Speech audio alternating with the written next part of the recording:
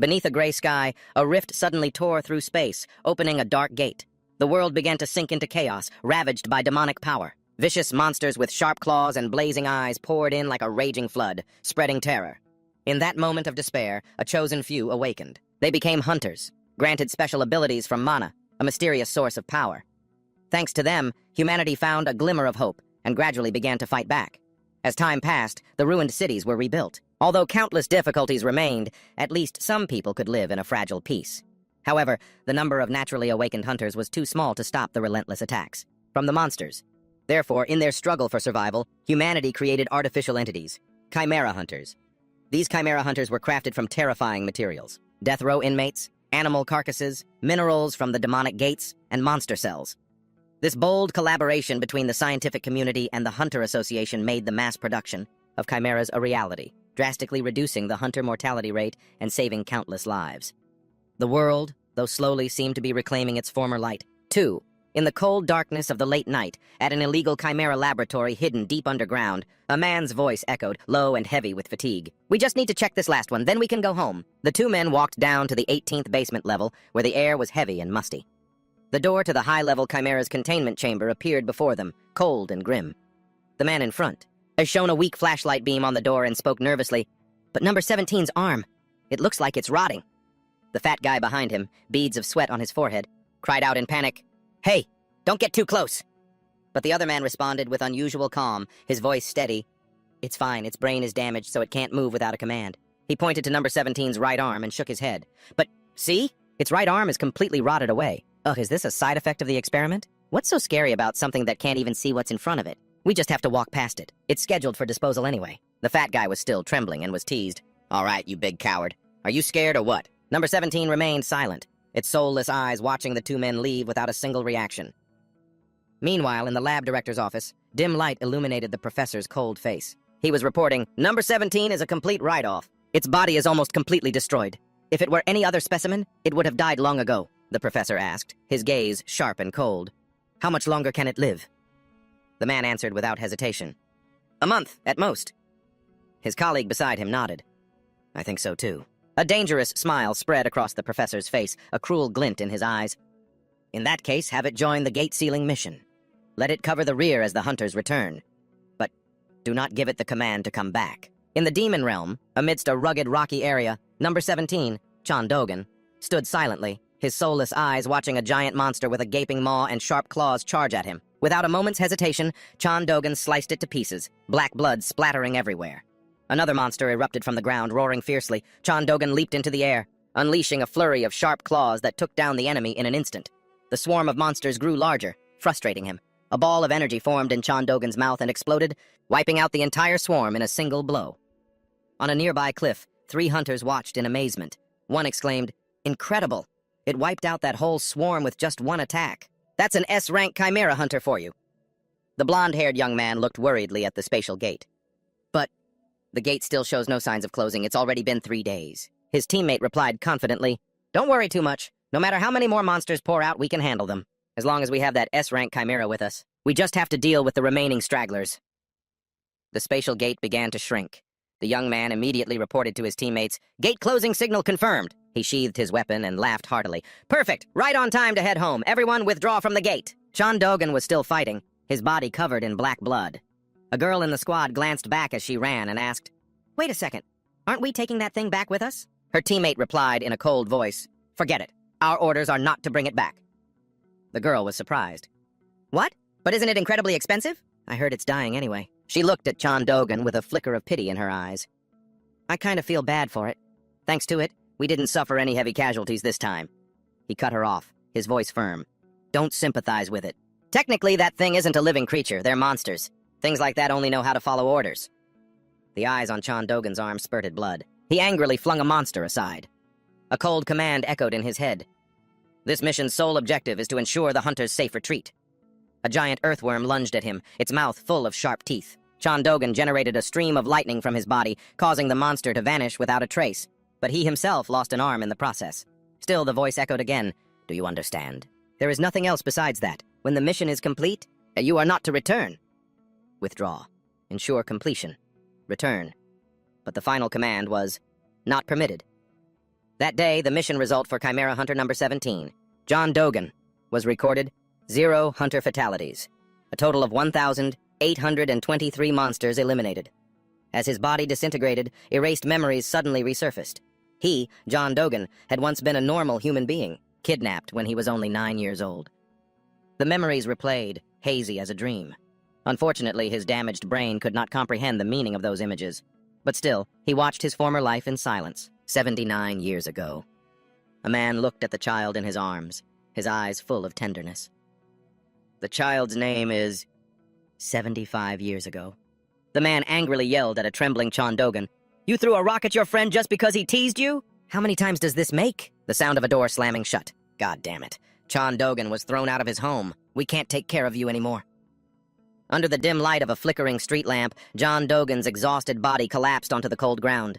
Before him stood several figures with eyes full of contempt. They grumbled, their annoyed voices like the wind whistling through the slums. Kids just keep pouring in from the slums. How many have there been? But when he came to, John Dogan found himself on a hard bed, his limbs bound tightly with ropes, unable to move. A weak light from the ceiling shone down on his pale face. A group of doctors in cold white coats stood around, talking animatedly. Is it the new test subject? What's its number? Number 17, make sure it can't escape. Understood, another doctor replied, his voice as monotonous as a machine. Continuing? Noted. Number 17 has been injected with S+ rank mutant silkworm cells. They watched intently, their gazes as sharp as needles. Now let's observe the reaction. Suddenly, one doctor exclaimed in a shocked voice, What? There are no side effects at all! They looked at each other, their eyes revealing their astonishment. It's gained special abilities, but its human appearance and personality remain intact. It seems to possess a special constitution, another doctor said, his voice as cold as ice. He ordered, Keep injecting it with whatever you can until we get a reaction. The needles glittered under the dim light. One by one, they pierced John Dogan's body, bringing with them unspeakable pain. 64 years ago, in the thick smoke of the battlefield, John Dogan's shoulders trembled violently. He stood defiantly, facing a monster that charged like a dark whirlwind. A brilliant light erupted from his hand like a scorching flame, causing the monsters to disintegrate into dust, leaving no trace behind. Thanks to that terrifying power, the entire street collapsed, sending earth and stone flying. A woman holding a trembling child in her arms with tears streaming down her face said emotionally, Thank you for saving us. A wounded man, clutching his bleeding arm, apologized guiltily. Sorry for letting a kid like you carry all the burden again. John Dogan replied calmly, It's nothing. 59 years ago, in a hazy moment, John Dogan wondered to himself in a pensive voice, Wait, why am I here? Oh, what am I doing? From the shadows, the old professor emerged with a sinister smile like a venomous snake. Well, hello, number 17. Why have you stopped? Are you getting confused by your memories? The old man sneered. The side effects are finally showing up. 54 years ago, after 15 years and injections of over 500 types of monster cells, the results were announced. Hunter rank, at least S-class. Abilities, immeasurable. Number 17 is the greatest masterpiece of our laboratory. 25 years ago, in a small alley, the dim light from an oil lamp shone on the face of a kind girl. She held out a piece of fresh meat, her gaze gentle. Number 17, you're a kind soul, aren't you? She was startled when she saw John Dogan devouring the piece of meat. Turning to the others, she smiled. See? I told you it would eat. But the people around them whispered in horror, Oh, God, how disgusting. A mother pulled her child back, her voice trembling. You shouldn't look at things like that. 3 days ago, John Dogan fought to the point of exhaustion, his body disintegrating into nothingness, like ash in the wind. Mission complete. The morning sun shone down on the desolate land. Where the blood and corpses of monsters were still scattered, a single white bone lay forlornly on the barren ground. Suddenly, the skeleton moved, soaring into the sky, emitting a brilliant light like a flame of resurrection. Chimera Hunter number 17, injected with 527 types of monster cells, began to regenerate. Muscles gradually formed, human legs appeared. John Dogan stared at his body in amazement. His voice trembled. What's happening? Have I become human again? I've been reborn. He mused to himself. Considering the monster cells are still active, I can't say I'm completely human again. He pondered, his gaze sweeping over the desolate land. It seems a long time has passed since the experiment, and the lab still hasn't come to retrieve me. I've been discarded. Even the experiment number on my wrist is gone. He smiled bitterly. Does that mean I don't have to run from the lab anymore? Yes, he speculated in a low voice. The reason my body became like this is probably due to the ability of that fire-type monster. I heard that if its core isn't destroyed, it can survive up to 3 times. But I also heard that human cells can't fuse with phoenix cells. Whatever. What's certain is that my body has returned to its peak condition. He felt power surging through him. Maybe it's because all the side effects of the experiment have disappeared. I feel better than ever. Since the side effects started, my mind was always in a fog. Even the anti-betrayal magic on my body has vanished. He looked up, his eyes shining with hope. If my life as number 17 is truly over, maybe now I can finally live like a human being. John Dogan recalled the past, his voice bitter. Just a number the lab arbitrarily assigned to me. The old professor's contemptuous voice once said, "You're pretty good. No, wait. You're the one with the twisted personality. At least try to live to help others, even if you have to force yourself. Yeah, like living to save 1,000 people." The old man mocked. "How about that for a name, John Dogan?" Heartbroken, John Dogan cried out, "Seriously, how can a stray cat save anyone? For now, I'll just get going." He thought to himself, his gaze distant. Revenge, huh? To get revenge, you need a target first. Honestly, it all feels like it happened so long ago. The flames of hatred don't burn like they used to. He looked up at the sky and told himself, well, if I keep on living, I'll run into them sooner or later. I'll deal with it then. He looked down at the dry road. After some time, I've made up my mind. This is what I'll do. Now then, let's try living like a human. John Dogan walked slowly along the dusty road. He mumbled, "When was the last time I wore clothes?" He stopped when he reached a cool, refreshing river. His gaze swept over the sparkling water. But what should I make clothes out of? A river, huh? Let's look around first. Suddenly, he stared in astonishment at what was in front of him. What's this? Was there some kind of territorial dispute here? A large beast lay dead, its body showing no obvious wounds. He thought to himself, it looks strong, but it died from poison. Good, I was just needing some leather. Just then, his hand transformed into a sharp blade, gleaming under the sun. John Dogan mumbled in satisfaction, well, I need a knife to skin it anyway, right? He recalled the techniques he learned in the lab, his voice monotone. First, make a vertical incision down the belly, then cut up through the armpit. Good, one more time. He slowly ran the blade down the beast's hide. A powerful stream of poisonous gas burst out with a pungent, acrid smell. He frowned. This is poison. But he continued calmly, showing no hostility. It stinks too much, I have to get this skin off. When he was done, he looked at the hide and nodded. Finished. Not bad for a first time. Under the sparkling sun, by the river, John Dogan carefully washed the animal hide. The flowing water washed away the stubborn dirt. He stared at the hide in his hands, bewildered, and mumbled, I thought it would be soft from the looks of it. It must be because it's a monster's hide. It's too stiff and hasn't been treated. Then an idea flashed in his mind. John Dogan gripped the hide tightly and punched it repeatedly. Each powerful blow landed with a steady rhythm. He wondered aloud, his voice full of doubt. Is this how you treat leather? I guess so. After a while, he stopped and nodded in satisfaction. Done. It's so soft now. Good, good. I think the size is fine, too. Suddenly, behind him, a monster bird with its body engulfed in crimson flames stirred unexpectedly. John Dogan ignored it and walked on, dust kicking up with each step. He pierced holes in the hide and slipped his arms through. He wondered, is this okay? It was a perfect fit. Suddenly, he realized the inside of the hide was still sticky with unwashed poisonous liquid. He shrugged and mumbled, whatever. I'm too lazy, I'll just wear it. Wait, hold on! He was startled to see the monster bird alive again, its crimson eyes staring at him. He was shocked. What the? It's not dead? I'm sure I used to be human. As if understanding him, the bird shook its head repeatedly, surprising John Dogan. He wondered, why do I get the feeling it understands what I'm saying, or is it just my imagination? Its body was stiff after death, but it's still alive, he thought. This means this thing is probably immortal, too. He recalled his past. If it were the old me, back when I was a hunter, I would have killed it without hesitation.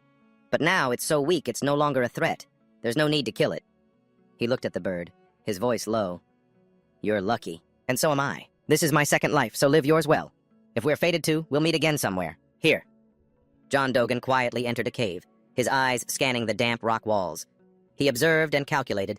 Now that the clothing problem is solved, I need a house. Suddenly, a wet spot appeared on the wall, and a giant centipede crawled out, heading straight for him. John Dogan waited calmly, his eyes sharp and cold.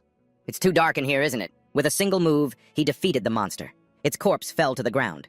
He coldly walked on, ignoring the snowflakes fluttering around him. In front of him was a vast, snow-covered area. A few snow apes lay motionless. He mumbled, finding food here must be difficult. Pass.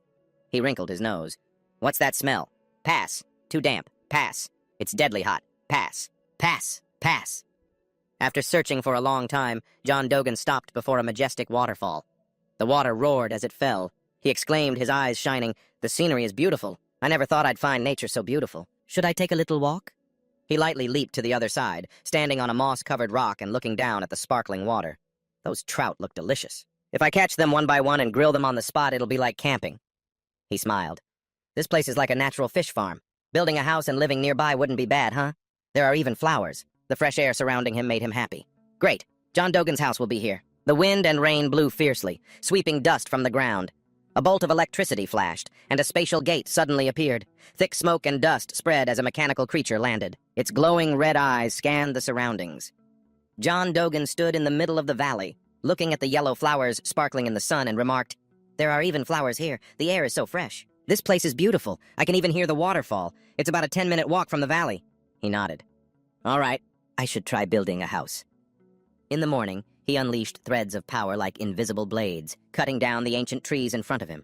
John Dogan observed his surroundings. His voice was low. "The soil here is pretty good, too. Let's gather the good quality logs separately. This many trees should be enough." He frowned. "The ground is a bit too uneven, though." He cleared the area. Sunlight shone down, brightening the patch of land. "Oh, this spot is good. Plenty of sunlight. I'll just let my hands work instinctively." He drove stakes into the four corners, mumbling, "What's this called again? Free will? Anyway, this is pretty fun. Maybe because it's my first house." He laid down planks for the floor, his voice thoughtful. "As for the walls, there are no nails, so I'll use the slime from those snail-like monsters." He recalled, "When it dries, it'll be as hard as rock. I wonder if it's waterproof." The roof was made from the silk of silkworm larvae cocoons, shimmering in the light. He looked at the result and nodded. Perfect. Even most monsters would have a hard time getting close, but the finished product was utterly grotesque. Slime from the snail monsters was stuck all over it, but in his eyes, the house looked cozy. "I like it, but it feels like something's still missing. It's not enough." John Dogan pondered, recalling old images. What does a human house usually have? According to the educational videos in the lab, people usually plant trees in their yards or raise dogs, but that's impossible here. He mumbles, "Plants, huh? Should I start a vegetable garden? But what can you even grow in the demon world?" Suddenly, his eyes lit up. "There's a snow mountain nearby. Maybe I should grow some mandrakes?" Without hesitation, he headed for the snow mountain. With steady steps, John Dogan slowly approached the area thick with demonic energy near the summit. The snow fell so heavily it was like a white mist. The snow is really coming down, just like a real snow mountain. He recalled the somber voice from the day he was kidnapped by the lab. The snow was falling this hard back then, too. "It was so cold then, I thought getting captured was the better option." He smiled bitterly. Thinking back, becoming a chimera wasn't so bad. I don't have to worry about freezing or starving to death anymore. He sensed the demonic energy. Judging by the amount of demonic energy, I must be close. The snow began to let up. Finally, he saw lush green sprouts on the ground. His eyes lit up. "Found them. Thank goodness this trip wasn't for nothing," he whispered. Mandrakes are extremely sensitive to stress, just like those sunfish-type monsters. Even a slight change in their environment can kill them. Under the snow that sparkled like 1,000 jewels, John Dogan gently touched the young mandrake sprouts, feeling the soft, trembling sensation under his fingertips, as if touching a living creature. He mumbled, his voice as contemplative as the cold wind sweeping over the mountain peak. "If I want to move them, it's best to choose the young ones. They adapt more easily, right?" He began to pull them up by the roots, each movement careful as if afraid of hurting the tiny creatures. Suddenly, he startled and whispered, "Ah, I should have covered my ears. These things are going to scream." But the mandrakes only stirred slightly, looking adorable as if deep in a dream, which surprised him. "Huh? What's this?" He pulled up another one and then another, observing them closely. "This one's the same." Looking at the sleeping mandrakes, he let out a soft laugh, his eyes twinkling. "Don't tell me they're talking in their sleep." He mused as if recounting an old story. The so-called scream of the mandrake only happens when they're artificially cultivated by humans in the human world. In a place with weak demonic energy, they're always under extreme stress. If they're pulled up forcefully, they'll scream and die instantly. He pressed his finger against a mandrake and whispered, "It makes sense that I can't hear any screams. Because this is the demon world." He frowned, wondering, "But why aren't they resisting? Normally they should be trying to run away." "Ah, maybe they recognize me as one of their own." He smiled, a hint of pride in his eyes. "My body was implanted with mandrake cells, after all." Carefully, he tucked 3 mandrakes into his belt, mumbling, "Well, this is good. Less stress means that they'll live more easily. If they grow well, I'll ask for a few secondary roots to make tea later. Besides, mandrake fruits can be eaten as a snack." He suddenly remembered, his voice lowering. "I heard that if you pick the fruit by force, it becomes extremely poisonous. You have to coax it gently." Suddenly, he sensed someone's presence. His sharp gaze swept across the white curtain of snow. "Looks like there are hunters nearby. Why would they come to such a dangerous snow mountain?" He decided, stepping firmly onto the snow. "I'll probably swing by the gate for a bit and then go check it out." In the distance, 2 men had faces etched with bitterness. One roared in fury, "Damn it, they used us as bait and ran." But Oh Gyeon-woo tried to stay calm, shouting, "Get a grip! They're coming back!" Suddenly, the monsters charged, roaring fiercely like a dark storm. A monster rabbit opened its grotesque mouth, baring teeth as sharp as blades. Kim Tae-hoon trembled, crying helplessly. "We're done for."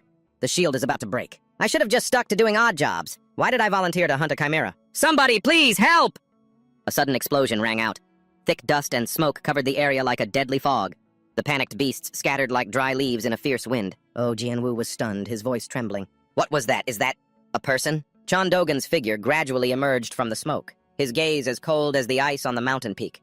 A monster bared its teeth and growled threateningly, but the whole pack trembled when they sensed the sharp aura emanating from him. Chandogan glanced indifferently at the snow rabbit and said, "Long time no see."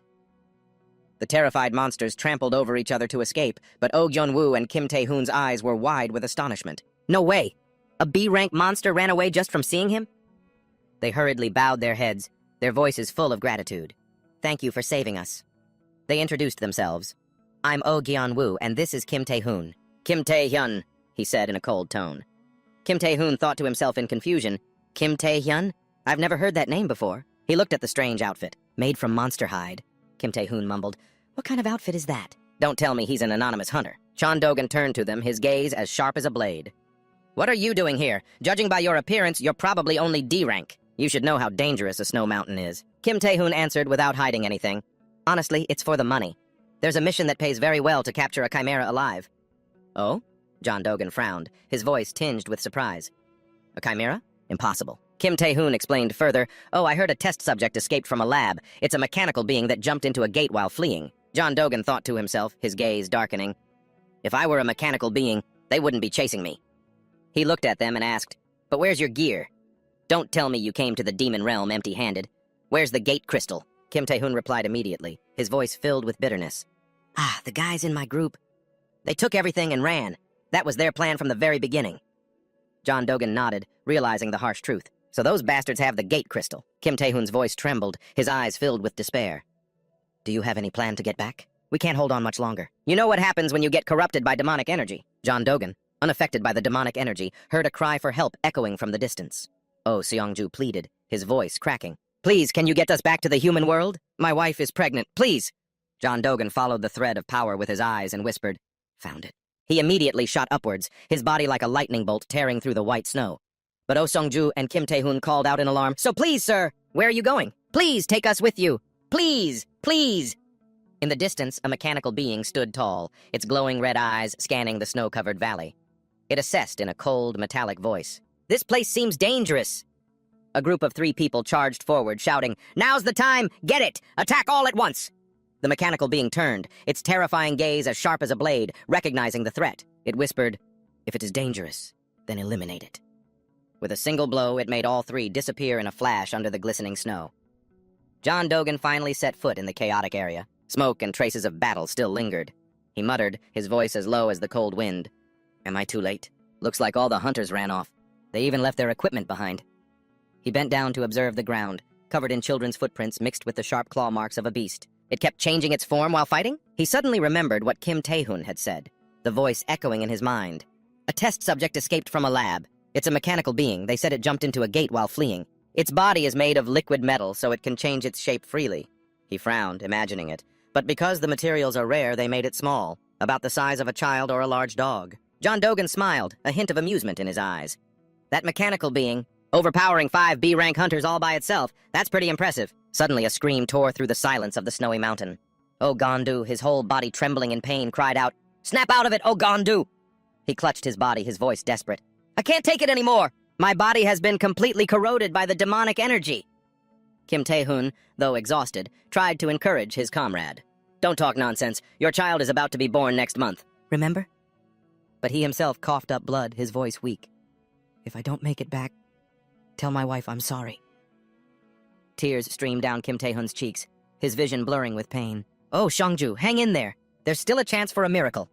Hearing a sound, Kim Tae-hoon whipped his head around and saw Chandogan carrying a bag full of mandragora. He was stunned. "That's our luggage!" Kim Tae-hoon rushed forward without a second thought and knelt before Chandogan. "Please, Sir John, we're begging you. Please save us." Chandogan was slightly taken aback by the scene. He thought to himself, that's right. There's still a gated crystal in this lawless demon realm. Finders keepers. He looked at Kim Tae-hoon with a pensive gaze. Kim Tae-hoon, trembling, pulled out 2 checks, his voice urgent. "These 2 checks are worth 2 million. It's our only way to live. Please, just give us 1 gate crystal. If we don't go back now, we'll definitely die." Chandogan stared at the 2 checks and muttered, 2 million, huh? I don't need to do anything right now, but I'll probably need this later in the human world. He held out the gate crystal. Here you go. Overwhelmed with gratitude, Kim Tae-hun bowed his head to the ground. Thank you. I will never forget this kindness. He turned to his comrade. Oh, Seongju, get up! We can still make it if we hurry, John Dogan asked with a hint of suspicion in his eyes. A long time ago, a gate crystal was only about 200,000 won, right? Kim Tae-hun was shocked. That was a very long time ago. Now it's about 1 million won. Why do you ask? John Dogan reached his hand toward Oh Seongju, his voice calm. It just feels like I took a bit too much. So I'll return the difference like this. He transferred mana into Oh Seongju's body, a faint blue light shimmering. Kim Tae-hun was stunned and shouted, John Dogan, you're transferring mana! Wait, transferring mana is something even A-rank hunters avoid! If the mana collides and gets tangled, the mana hole could rupture. You'll both die. But Oh Seongju, now healthy, jumped up, his voice ecstatic. Hey! The demonic energy has been purified! We're alive, Kim Tae-hun, we're alive! Kim Tae-hun was held tightly by his comrade, his eyes wide with disbelief. No way! See ya, John Dogan. Having finished his business, he turned and walked away. His voice was cold. Well, I'm leaving. You two, come back quickly! Oh, see. Mr. Du kowtowed in gratitude. Thank you, John Dogan. We will never forget your kindness. Kim Tae-hun, still in shock, mumbled, He purified the demonic energy by transferring his mana. That's impossible. Unless his mana is overwhelmingly powerful. Just who is John Dogan? Today, John Dogan walked back to his small house, a lonely figure amidst the snowy mountains. From a distance, the house looked as intimidating as a monster's fortress. He smiled. Good. No strangers have broken into my little home. This trip had some unexpected gains. I'm very satisfied. He looked at the mandragoras in his bag, his voice gentle. Are you awake now? It seems the long journey tired you little ones out. All your leaves have fallen off. He looked at them, limp as wet noodles, and chuckled. Not happy? What's wrong? Don't you like being moved? Ah, maybe you're hungry since you didn't have any soil around you on the road, he whispered. In that case, want to try a little manna? You usually love it. He smiled. The mandragoras, as if revitalized by the contact, perked up. He grinned. That's more like it. Are you guys even monsters anymore? He mused. Anyway, that energy flow must be what those hunters are tracking. Why would a mechanical creature come looking for me? He shrugged. Oh well, if it needs something, it'll show itself. I'll deal with that later. He checked his luggage, a portable stove and cookware. Essentials for outdoor cooking. 8 portal crystals for traveling between realms, spare clothes covered in pollen, needs washing. A 2-person sleeping bag for a warm rest. Pretty well prepared. He smiled. I'm good. This is ramen. The last time I ate this was at the orphanage, he mumbled, his voice low and sad. Just in time, I'm hungry. Time to make some noodles. He heated 500 milliliters of water, eyeballing it. The water from the lake below began to bubble. Suddenly, a few fierce fish leaped out. John Dogan gently flicked water at them and smiled. Ah, that's right. People often add things to their noodles. Fish would probably be delicious. He looked around for other ingredients like eggs or onions. This fish has bugs on it, huh? I guess I can use them instead. No green onions, but this herb should work just fine. Right after he finished preparing, he turned around but was surprised by a mechanical creature stepping out from the bushes, clutching its stomach, which was rumbling loudly. It mumbled, Cooking. That person is cooking. John Dogan turned on the stove. The smell of ramen filled the air. He muttered, There are no instructions on when to add the fish. Oh well, I'll just throw it all in to boil together. He looked at the mismatched table and chairs and chuckled softly. But does ramen always smell this good? Faint memories flooded back, the scent pulling him back to days long past. The exhausted mechanical creature smelled it and whispered, This smell. It's food. I want to eat too. But what should I do? It remembered what it had seen in the laboratory. A human who liked dogs. A human who helped the pitiful. 2. Under the fading sunlight on the snowy peak, a small dog suddenly rushed over. John Dogan's eyes glinted like metal. He squinted, immediately recognizing its true nature. A mechanical creature. It's been following me for a while. It turned into a dog to lower my guard, huh? It's even pretending to be injured to get pity. He observed it closely, noticing its small size. It looks young, probably still learning. How did this thing escape the lab and get to the demon? Hi, world! John Dogan spoke, his voice low but gentle. It's ready, I think. Want to try some? The dog, actually a mechanical creature, stared at the bubbling pot of noodles, drooling. John Dogan looked at his own strange-looking bowl of noodles and mumbled, Well then, I guess I'll try it too. The two of them sat down to enjoy the fragrant pot of noodles. As he took the first bite, a wave of emotion washed over him. He whispered, This taste. This memories rushed back like the wind, bringing an image of an 8-year-old John Dogan gathered with his friends at the orphanage, eating noodles. Here's the ramen. Be careful, it's still hot. He couldn't stop himself from devouring the hot noodles, his heart swelling with emotion. Yes, this is what it tasted like. It's so good. Nearby, the mandragoras swayed as if drunk on the scent of the noodles. The smell is so strong. It's overpowering everything. John Dogan looked at the dog with a cold gaze. Now that you're done eating, get going. I still have to clean up. He frowned, realizing, a moment ago I saw you limping on your left leg. The dog, startled, quickly switched legs, pretending to be normal. John Dogan sat by a powerful waterfall, washing the 8 dishes. He mumbled, "Time to try washing clothes, I guess. I don't have any fond memories of pollen. I can't just keep wearing dirty clothes." He carefully washed his shirt, whispering, "I'm not a caveman. If I wash it too hard, it'll get ruined. I have to be gentle." But with just one light tap, the washing stone shattered. His face fell. He comforted himself. "It's okay. I still have one more chance." His gaze accidentally fell upon another stone, but this time he was startled. It turned into a rock again? Why does that mechanical creature keep hanging around here? He recalled that while he was eating noodles, washing dishes, and looking at the saffron-like flowers, it just kept getting closer, changing its shape, but not doing anything. A bee flew near a log, causing the mechanical creature to panic and run, constantly mumbling, "Bees! Bees! I hate bees!" John Dogan smirked, thinking, its mental age is probably not even 5. He faked a few coughs, making it flustered. "Hiding, are we? The saffron flowers are so beautiful." He looked at the bright white shirt in his hands and sighed. "Washing clothes is more tiring than I thought, but at least I got this one clean. It looks a bit small. Probably won't fit. Maybe I'll just set it aside for now. It'd be a waste to throw it away after all the effort of washing it." In the morning, he turned his attention to the mandragoras, mumbling, "Time to go check on the plants." But the mechanical creature was still hiding nearby. It touched a shirt that was hanging out to dry. That man was already dressed. "I'm dressed now, too." Suddenly, it transformed. Long hair appeared, a human arm emerged, and it took the form of a little girl. It mumbled, "All right, this outfit is mine now." John Dogan looked in astonishment at the wilting mandragoras. He wondered why the little ones were acting so strange. Their leaves were starting to wilt and their roots were a bit dry.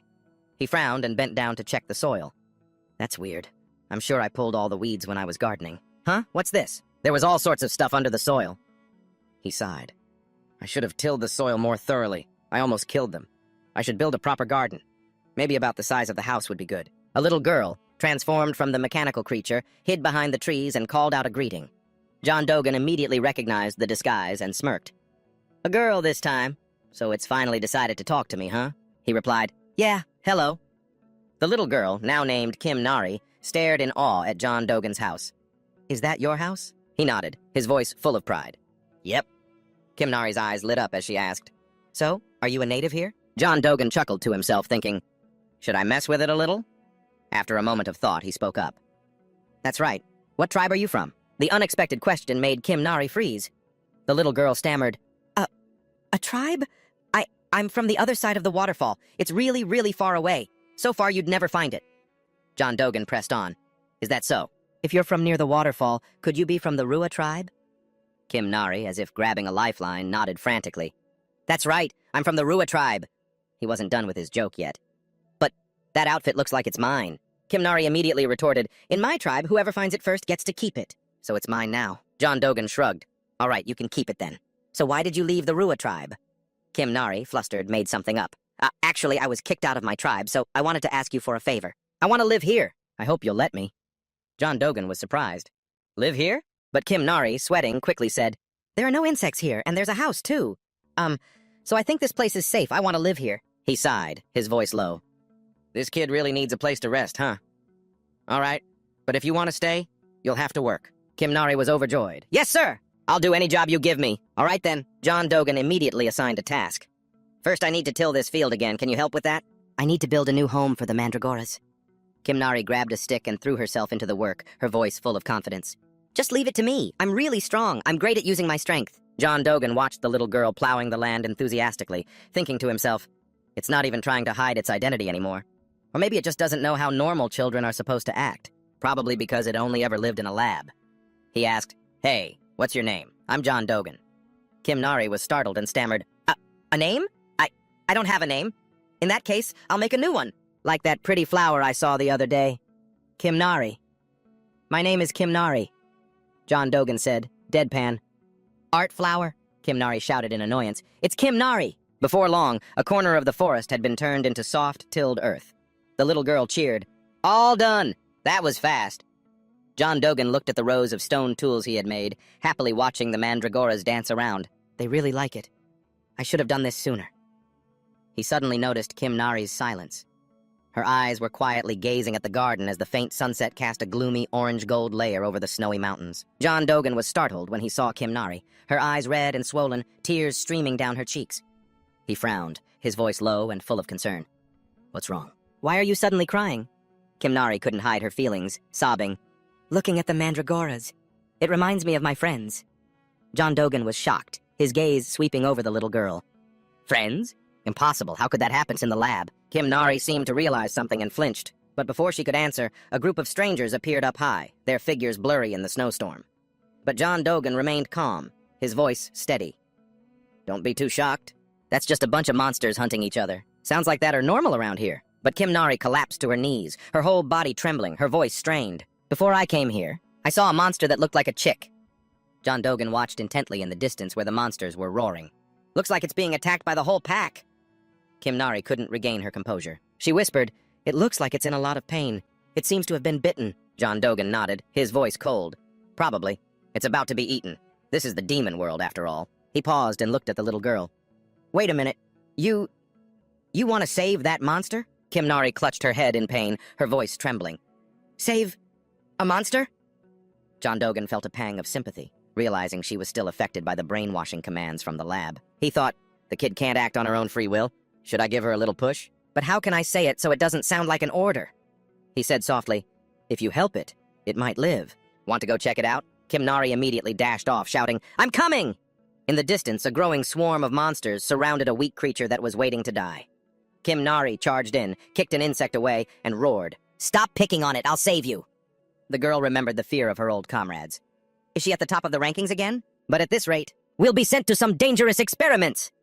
A teddy bear was torn to shreds. The monsters rushed in, punching and kicking Kim Nari. "We want to live too! If only you weren't here!" The girl clutched her head, wondering, "Why? I was just following orders." "It hurts! Stop it! Just stop! Bullying like this is wrong!" Chandu Gun was still feeding mana to the mandragoras, smiling. "Tasty, isn't it?"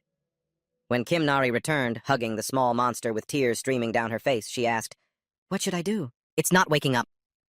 The monster lay motionless, its breathing faint. Chandu Gun was startled, as if remembering something. "First of all, calm down." "Calm? Wait a minute. That monster looks familiar." Kim Nari sobbed. "It looks so bad. Is it going to die?" He stepped closer, calmly examining it. "Let's see here."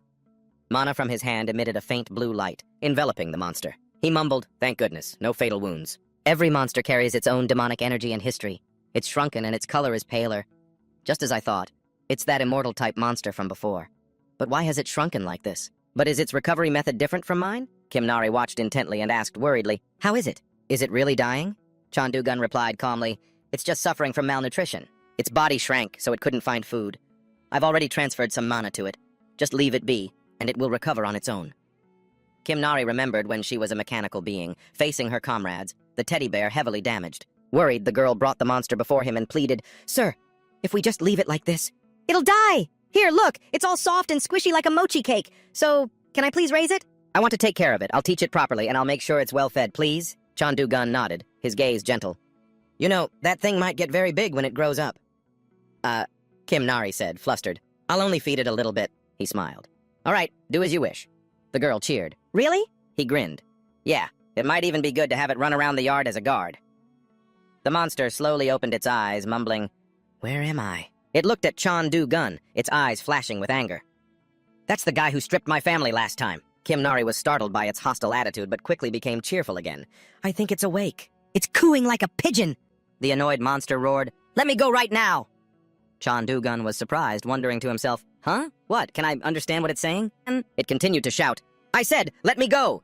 Kim Nari, still excited, announced, "Treatment complete! Sir, I've thought of a name for it. Since it keeps cooing, let's call it Goo, okay?" "Goo?" Chandu Gun replied while carrying some wood. "That's not too bad." But Goo roared furiously, "And why are you people just giving me a name without asking? I already have my own name." The innocent Kim Nari poured a pot of water straight onto its face. "It keeps crying, so it must be thirsty again." She turned to him, worried. "Sir, it's soaking wet now. What do I do now?" "Ugh." Its belly bloated with water. It groaned. "No more water, please." Chandu Gun said gently, "It seems she doesn't understand it. Maybe we should stop giving it water." "Oh!" Kim Nari had a different idea and exclaimed, "Maybe it's hungry. I'll go get it some food." Chandu-gun arranged 3 pieces of wood, mumbling, "So now we have more small things around. Should I make a shelf to keep things organized? As for the size, this should be about right. It doesn't need to be too big." He touched the blade to the wood, but the log split in 2 instantly. He was stunned. "What the heck? I did it the exact same way I made the table and chairs." Gu spoke up, annoyed. "The types of wood are different. The one in front of you is softwood." Chandu-gun stared blankly at the piece of wood. "Huh? Different woods have different hardness levels?" Gu was speechless. "Of course they do. You don't even know that?" He asked again, innocently. "So, what color wood is the hardest?" As the sunset cast a hazy orange-gold glow on the snowy mountain, Gu was suddenly startled, its voice filled with astonishment. "Obviously, it's the red-colored wood." It turned to Chandu-gun, its eyes wide.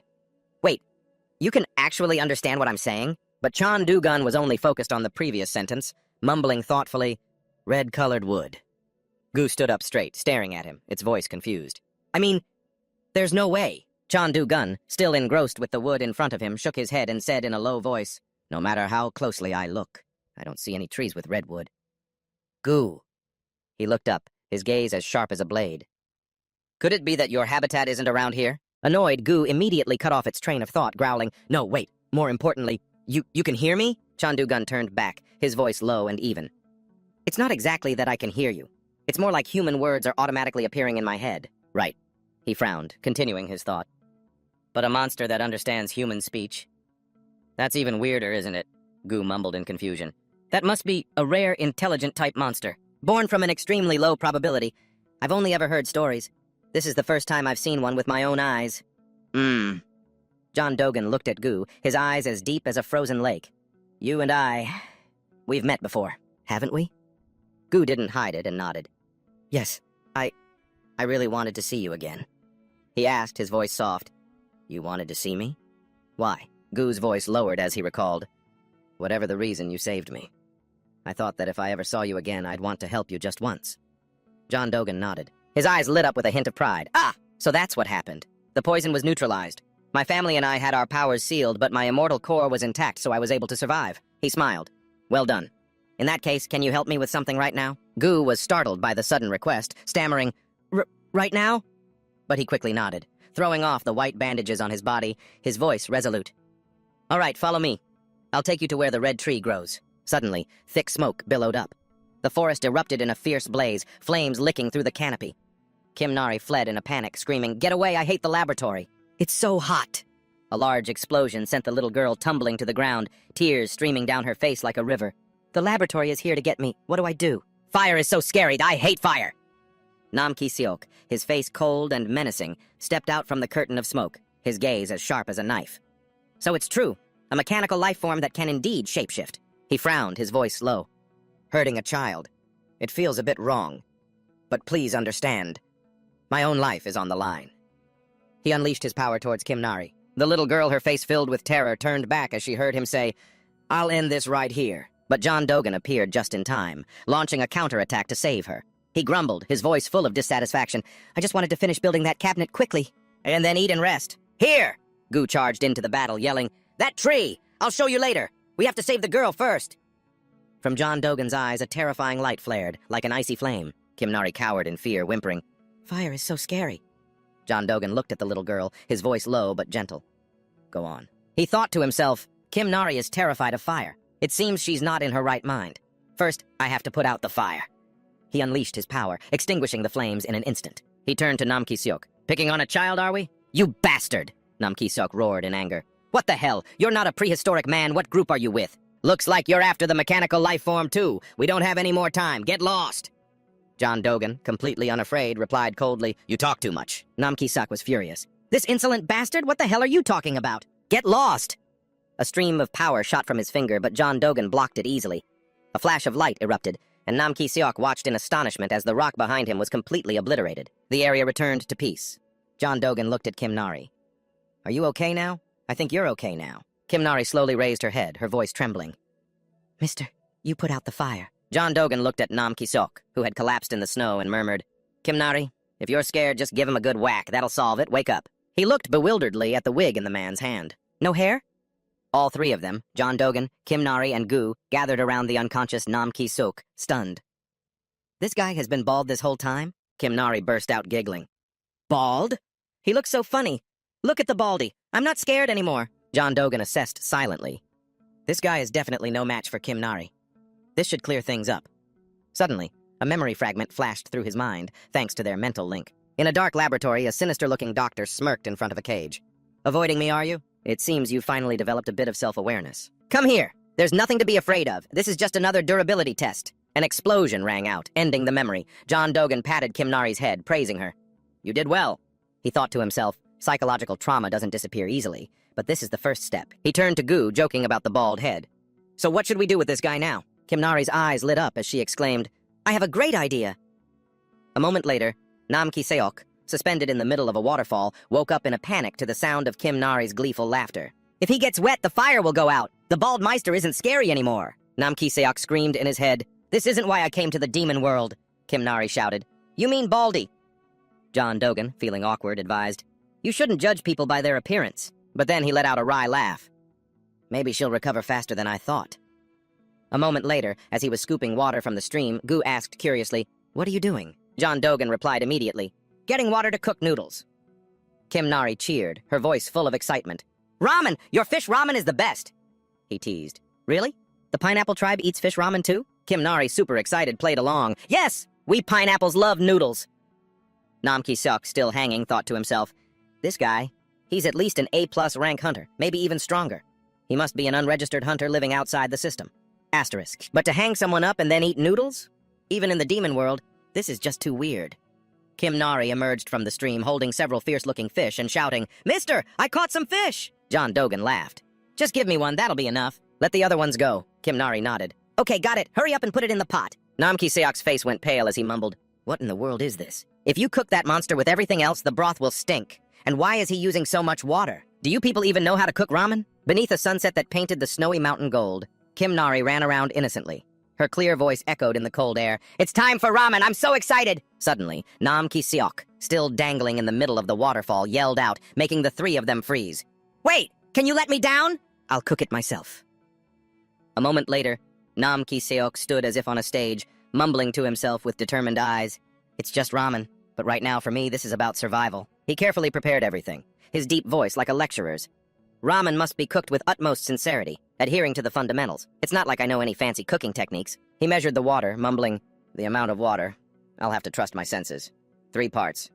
I guess this will have to do. He put the noodles and soup packet into the boiling water, counting his heartbeats. My heart rate is 60 beats per minute, so after 270 heartbeats will be the perfect time.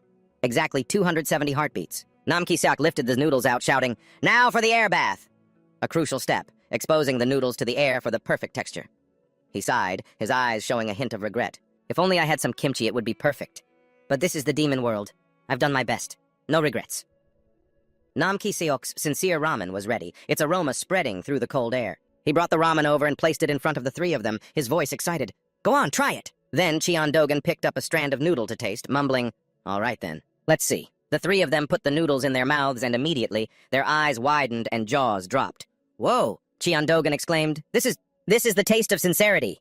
Kim Nari jumped up and cheered. Mister, this is really delicious. Gugo nodded in agreement. Do you humans get to eat this all the time? Cheon Dogan gave an awkward little laugh. I guess so. Even I'm surprised. Let's just eat for now. Just a moment later, the pot of ramen had been devoured by the three of them. Nam Ki-seok scratched his head shyly and asked, So, did you like it?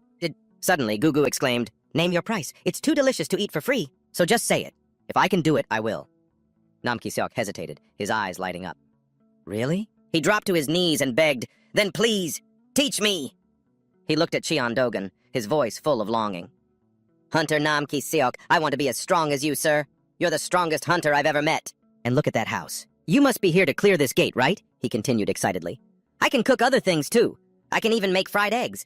My dad owns a small fried chicken shop, so I'm amazing at frying chicken. Going in and out of the gate to get supplies must be a pain, right? And laundry, too. Please, let me be your errand boy. Yes, I'll even pay a tuition fee. Any amount is fine. I want to follow you and become an A-rank, sir. Cheon Dogan's eyes were cold as he asked. Just one question. Yes, sir? Why did you attack Kim Nari? Was it for the bounty? Nam Ki-seok looked bewildered. Kim Nari? You mean that robot? Before he could finish, Cheon Dogan cut in. Shh. She's currently following some kind of Pineapple Tribe storyline. Just play along. Nam Ki-seok lowered his head, his voice low. It was for personal reasons. It's hard to explain, but I don't care about the reward or Kim Nari. I just needed to pass the hunter ranking exam. Nothing else mattered. Cheon-dogan nodded decisively. Is that so? Then get up. Nam Ki-seok looked up, confused. Sir, why? Cheon-dogan's tone was indifferent. You ate well. The least you can do is this much. Let's fight. Last time ended way too quickly. Nam Ki-seok was excited and grateful. Thank you, sir! Suddenly, Kim Nari cried out, Mister, I want to fight him instead! Cheon-dogan couldn't believe his ears. He asked, Kim Nari, are you sure?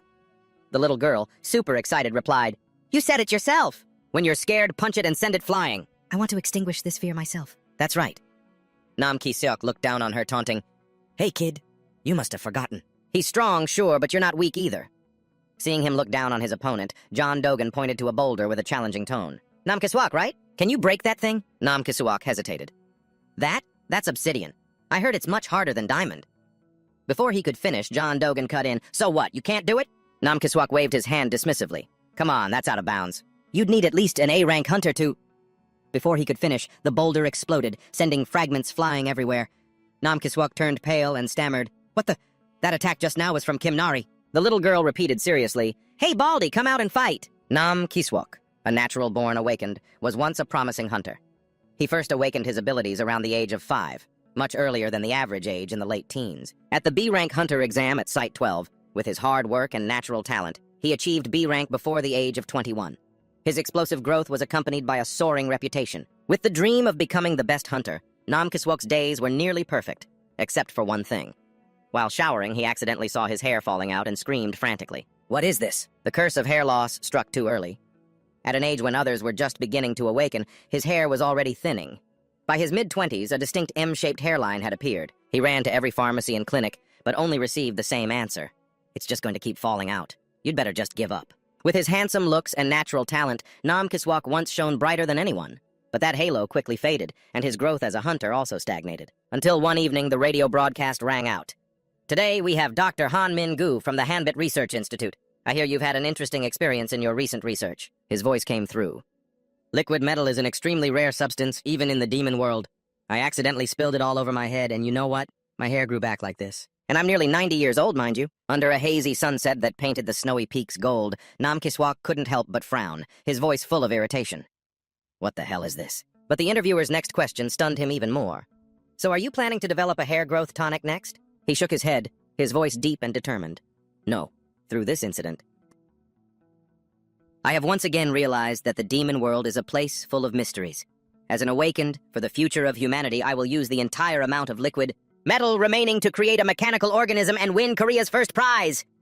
Nam Ki-seok couldn't take it anymore, slamming the table and yelling, Don't! Make the hair growth tonic! That's what's for the future of humanity. A few days later, a newspaper spread the shocking news.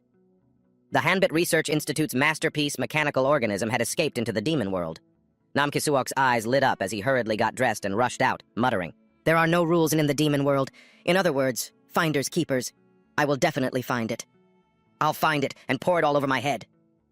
Back in the present, Nam Ki-seok was lying flat on the ground. Struggling to look at Kim Nari, he sighed, Isn't this kid way too strong? Kim Nari stood with her hands on her hips, laughing triumphantly. I won again! John Dogan stood by, exasperated. He didn't even land a single hit. He looked at Nam Ki-seok with a serious tone. If you keep this up, I'm not going to let you be my errand boy anymore. Nam Ki-seok cried out in panic, I'll try harder! Please keep an eye on me! On the other side, John Dogan had just finished a cabinet, smiling with satisfaction. The cabinet is done. This red wood is really sturdy. Thanks for showing me. Yu inspected it and nodded. This will last a long time. John Dogan thought to himself, This guy at least has some spirit. Nam Ki-seok let out a sigh, wondering why he felt so strangely relieved after getting beaten up all day. Why do I feel so strangely relieved? Could it be because I took off my wig? With that thought, he gathered his strength and shouted, Kim Nari, let's go again!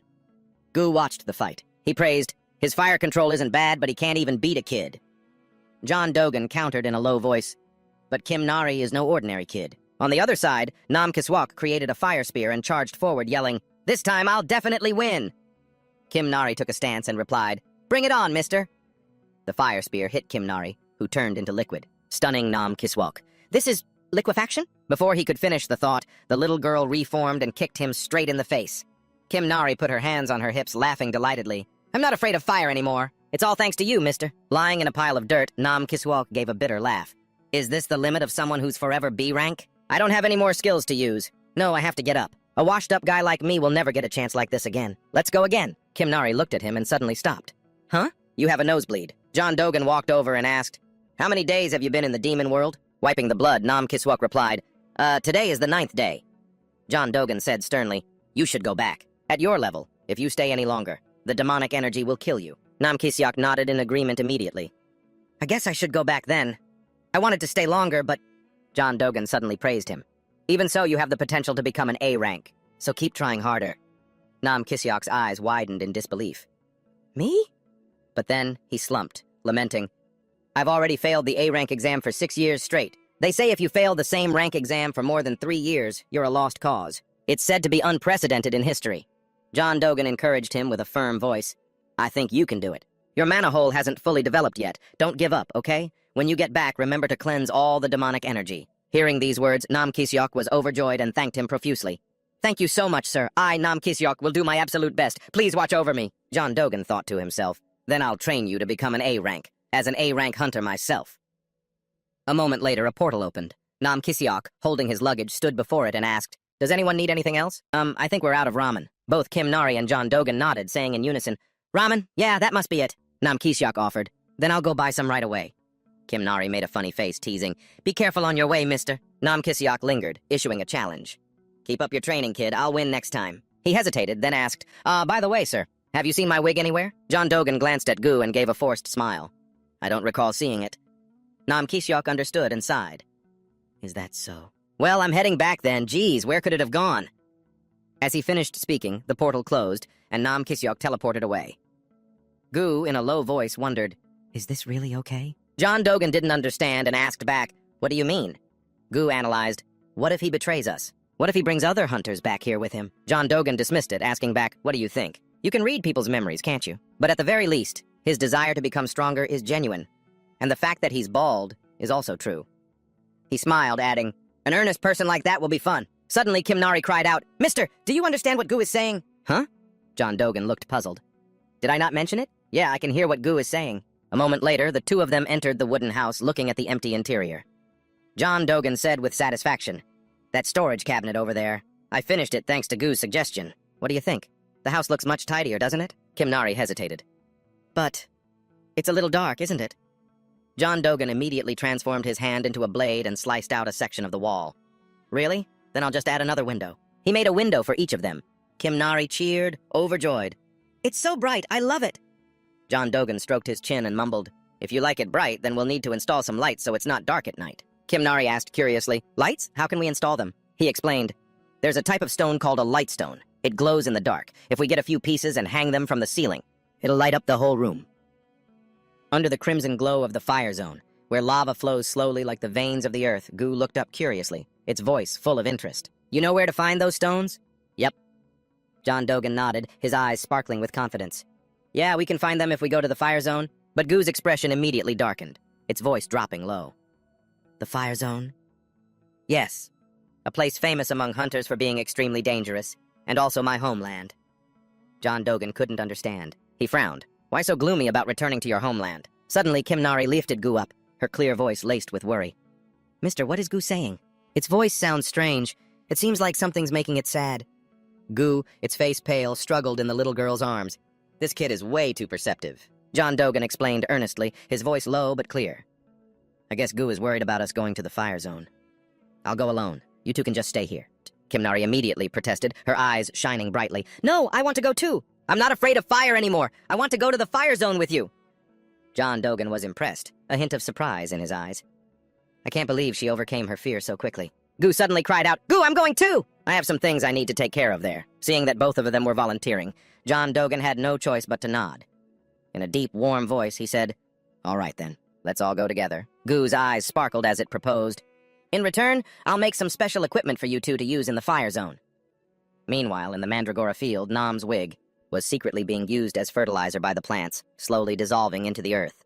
Sometime later, in the fire zone, a massive explosion shook the area, causing the monsters within to flee in a panic. The fire zone, a notorious volcanic land, one of the 3 most dangerous areas that hunters in the demon world always avoid.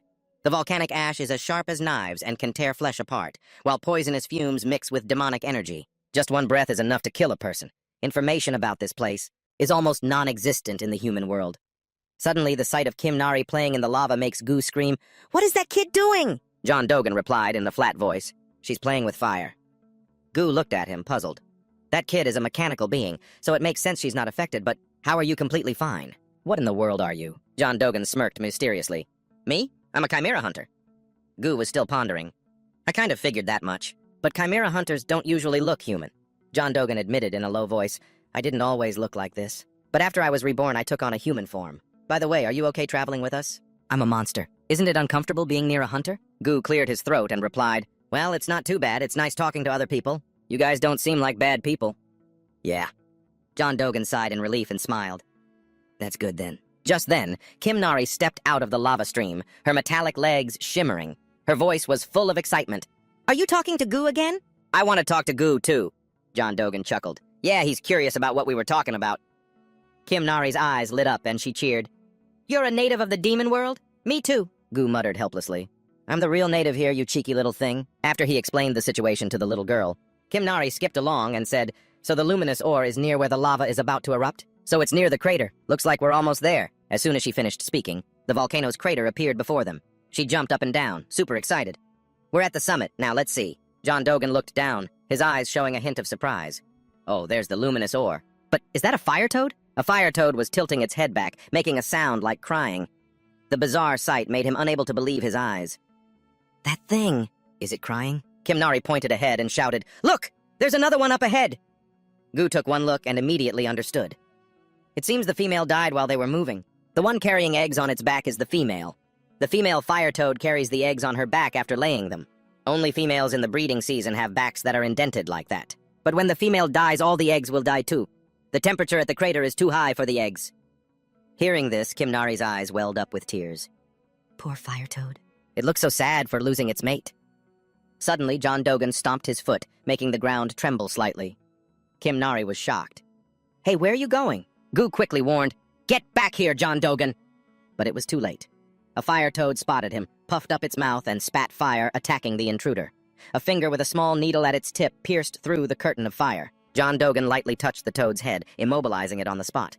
Hold on, just stay there. He looked at the poison needle on his hand, blood still trickling out. His voice was wistful. This is a paralyzing venom from a NECA cobra. I only injected a little, so you'll wake up soon. Fire toads have poison resistance, after all. Kim Nari, standing at the crater's edge, yelled, Are you okay? Yeah. He looked up and replied, I'm fine. I have fire cells. I can't do anything about the one that's already dead, but the ones that are still alive can keep on living. Thinking that, he used his silkworm cells to shoot out silk. He tied the egg sac securely onto the fire toad's back. A moment later, he dusted off his hands and said, I've tied them on tight.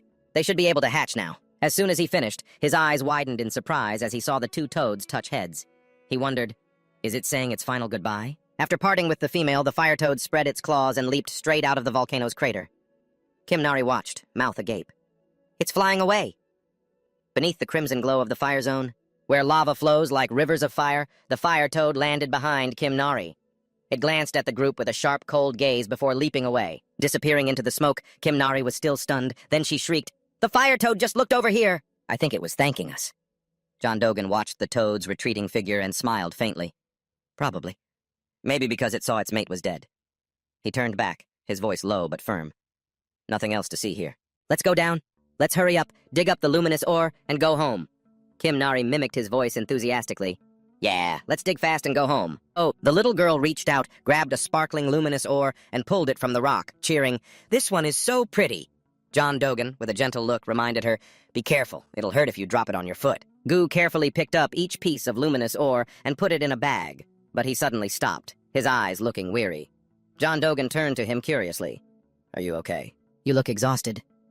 Gu looked dejectedly at the full bag of ore and muttered, Before, these things felt so light to me, and now I'm this small. Ah. Understanding the problem, John Dogan turned away, his voice calling back, You don't have to help. Why don't you go do your own thing? You brought that fruit to meet your friends, right? Gu's face flushed as he retorted, What friends would a monster have? I'm not planning to meet anyone. I'm just going to leave the fruit there and come back. John Dogan stroked his chin, his voice serious. Are you shy? Do you miss your own kind? An intelligent monster is truly a different breed. Ugh, I can't stand it. I object. I don't remember any of you. My only regret is that I didn't get to say goodbye before I left. John Dogan asked again. But did you leave the pack on your own? Gu stammered, his voice faltering. Ah, well, Being intelligent is a good thing, but it has its downsides. He looked around, his gaze distant. There were times I'd look at the other animals around me and wonder, is this red? Is it crimson or a lighter red? Why is it red at all? Then suddenly, one of my packmates would walk over and eat the very thing I was looking at. I'd just sit there, stunned. Why would you just eat that? Ah, forget it, there's no point in saying anything, he sighed. But being in a place where no one else could think, where language didn't exist, it only made me lonelier. That's why I left the pack to live by myself. They probably don't even realize I'm gone. It's not like they understand camaraderie or what it means to be a pack anyway. Why won't this thing come out? Suddenly, a lightstone fell out, making a strange sound. Kimnari yelled, "What was that sound?" She looked down and spotted an egg under the rocks. "Mister, this egg!" John Dogan nodded, observing it. It looks like a monster egg. I wonder what kind... Is it broken? There's a small crack. Goo must have hit it by accident when he dropped the lightstone, he explained. The hatchling has to break the shell on its own if it's going to grow up strong. Kimnari asked worriedly, "Then what should we do?" "We'll have to take it with us. If we leave it here, it'll end up as a roasted egg." Goo immediately objected. "What?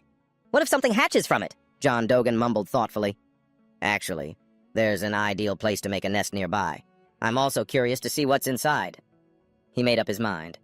There's no other choice. We're taking it home. Kimnari cheered with delight. "Yay, thank you so much!" Goo grumbled incessantly. "Are you insane? I've never seen an egg like this." John Dogan turned and asked, "Well, who was it that dropped the lightstone?" Goo, at a loss for words, stammered, "But what if Kimnari gets hurt?" John Dogan smiled. "Don't worry, I'll be here to protect her." Goo, seeing no other choice, conceded. "Humph, well, with you here, I suppose it'll be all right," John Dogan instructed. "Then it's settled. Let's bring it home."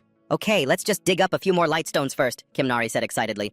"Yes, let's dig fast and then head home." A while later, at John Dogan's peculiar wooden house, the group returned under a crimson sunset. Kimnari cheered excitedly. "We're home!" Nam Kisok, who was sitting near the dining table, heard her and turned around. "Boss, where'd you just get back from?" John Dogan answered, a little surprised. "Oh, you're back early, huh?" Nam Kisok walked over, offering, "Here, let me get that. I'll carry it for you." John Dogan hesitated, thinking to himself, why is he here? But he handed over the bag of lightstones anyway. "It's heavy." Nam Kisok laughed. "Don't worry, I'm strong." But as he took it, he exclaimed, "Whoa, what's in here that's so heavy?" Just then, John Dogan stared intently at him and commanded, "Nam Kisiok, look up. What in the world happened to your face?" Meanwhile, in the volcanic fields, the fruit Goo had left behind was being happily devoured by his old pack. Back in the present, faced with John Dogan's question, "Did you get into a fight with someone? I never took you for the type to get beaten up." Nam Kisiok scratched his head, laughing awkwardly. "Well, Nari beats me up all the time here, too," John Dogan said helplessly. "And you're proud of that, are you?" Embarrassed, Nam Kisiok quickly tried to change the subject. "You must be hungry, boss. I'll get some food ready right away." A while later, John Dogan transformed his finger into a drill and began meticulously carving the stone. Kimnari stood beside him, curious. "Mister, what are you doing?" He explained frankly, "I'm carving this lightstone to hang from the ceiling. It'll look nice." Kimnari was stunned for a moment, then her eyes lit up as she exclaimed, "Wow, you're so clever, mister, you really are. You know so many things, you explain them so clearly, and you're so kind. You're just like a father." John Dogan chuckled. "So is your dad and the Pineapple Tribe doing okay?" Kimnari grew flustered and looked away. Yes, of course he is, yes!" That evening, the setting sun cast a warm layer of light over the wooden house. Goo lay stretched out on the ground, enjoying the warm sunset. "It's so warm. Though not quite like the ones back in the volcanic area, but the one I've been searching for has finally appeared." As he was lost in thought, a pair of small feet approached. The 3 bloodshot eyes of the Mandragoras locked onto Goo as their target. One Mandragora leaped up and unleashed its skill, Mandragora's rolling rampage attack. But against the chubby Goo, this attack had no effect. After being spun around for a moment, Goo finally realized what was happening and yelled, "Huh? What is this? What's going on?" Kimnari shouted in frustration.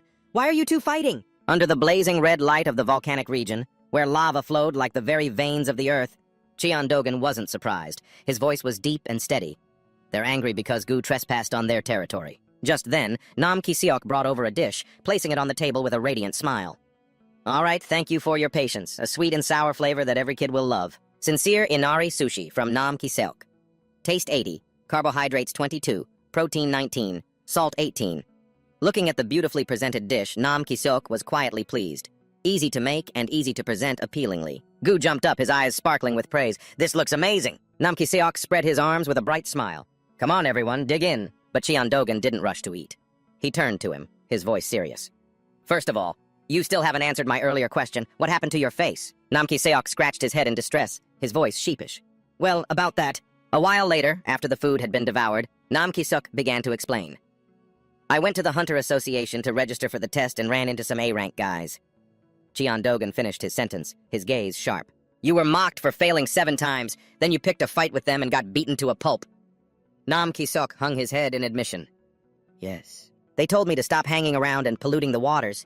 They kept teasing me, asking if my self-respect fell out along with my hair. Cheon Dogan cut in, frowning. But this is a buzz cut, isn't it? It's not like you're completely bald. At the mention of his hair, Nam Ki-seok froze on the spot, speechless. Cheon Dogan had to change the subject.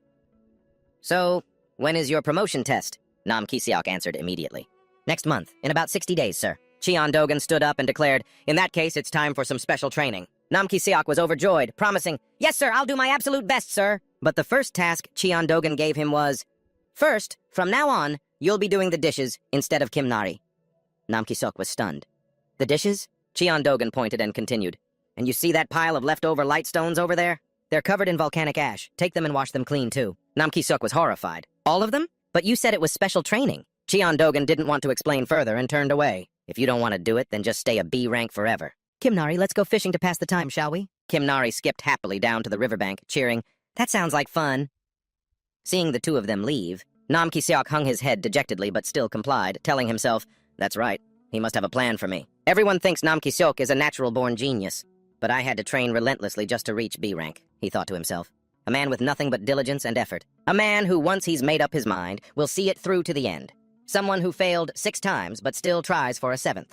Someone who actually has it all and is a good person on top of that. A while later, at the riverbank, Kim Nari whined in frustration, Sir, none of the fish are biting. They're all swimming over to your spot. Just from washing the cookware, Nam Ki-seok was being chased by a school of fish. He cried out, Sir, help me! Water-type monsters are a bad match for my attributes. It hurts so much! Cheon Dogan sighed in exasperation, walking over to question him.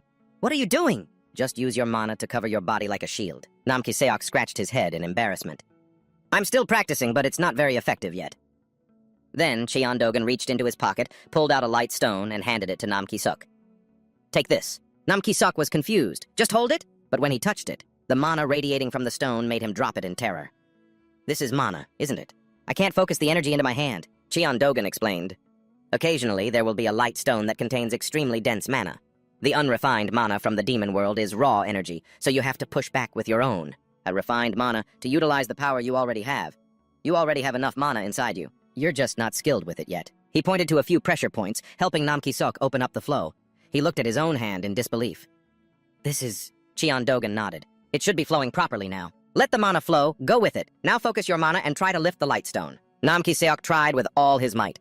After a brief struggle, he cheered joyfully, I lifted it! He was ecstatic. It's just as I thought. Washing the dishes and the light stones were all part of the mana training plan you set up for me. Cheon Dogan smiled. Then I'll leave the dishes to you. Channel your mana while you wash. Nam Ki-seok replied with extreme cheerfulness, leave it to me. I, Nam Ki-seok, am a man who can clean anything. A master of domestic chores. That evening, a quiet night enveloped the wooden house. The light stones hanging from the ceiling cast a soft glow on the 3 of them. Cheon Dogan was snoring steadily, Nam Ki-seok was drooling in his sleep, and Gu was frowning, leaning against the egg. We shouldn't have fallen asleep this early in the evening, Gu grumbled. Suddenly, his eyes snapped open to see Kim Nari standing there with a grim expression. He shot up, wondering confusedly, what's that kid doing up so late? Under the light of the stones, Kim Nari walked to the riverbank. Looking down at her clothes, she mumbled, my clothes are all covered in stains. And these were a gift from him, too. It's okay, though. A quick wash and they'll be clean. Under the soft glow of the light stones hanging from the ceiling, Kim Nari cheerfully washed her clothes, unaware of Gu's curious eyes watching her. Gu nudged Cheon Dogan's head, his voice nagging. She's a girl, and she doesn't have any other clothes to change into. Cheon Dogan, a bit flustered, mumbled, it's fine for me to wear the same thing over and over. But just then, Kim Nari cheered in her clear voice, all done! The stains are all gone! At this, Cheon Dogan blamed himself, his gaze turning pensive. She's still just a kid. Have I not been paying enough attention to her? Kim Nari stood with her hands on her hips, proudly showing that her laundry was done. The clothes were as clean as new. Just then, Cheon Dogan and Gu walked out, pretending to look around casually. He spoke up. Wow, the night breeze feels great. Kim Nari was startled. Huh? What are you doing here, mister? Cheon Dogan smiled at the little girl. Gu and I were just taking a walk. Are you out enjoying the night breeze too, kiddo? Kim Nari, flustered, played along. That's right, I was just taking a walk. In a gentle voice, Cheon Dogan suggested, Kim Nari, hold still for a second. Let's tie it like this. And then add a flower right here. What do you think? It's cute, right? Kim Nari was delighted, her eyes sparkling. It's so pretty. It looks just like yours. Cheon Dogan laughed. This is the lotus flower, your favorite. Suddenly, A noise from a nearby bush made Kim Nari scream, "What was that?" John Dogan glanced over, shook his head, and smiled. "It's nothing, just a grasshopper. Let's head back." In the grass, a B-rank steel grasshopper hid silently. On the way back, Kim Nari sighed in relief. "That really scared me." As they walked, John Dogan asked, "Hey, Kim Nari, is there anything you need?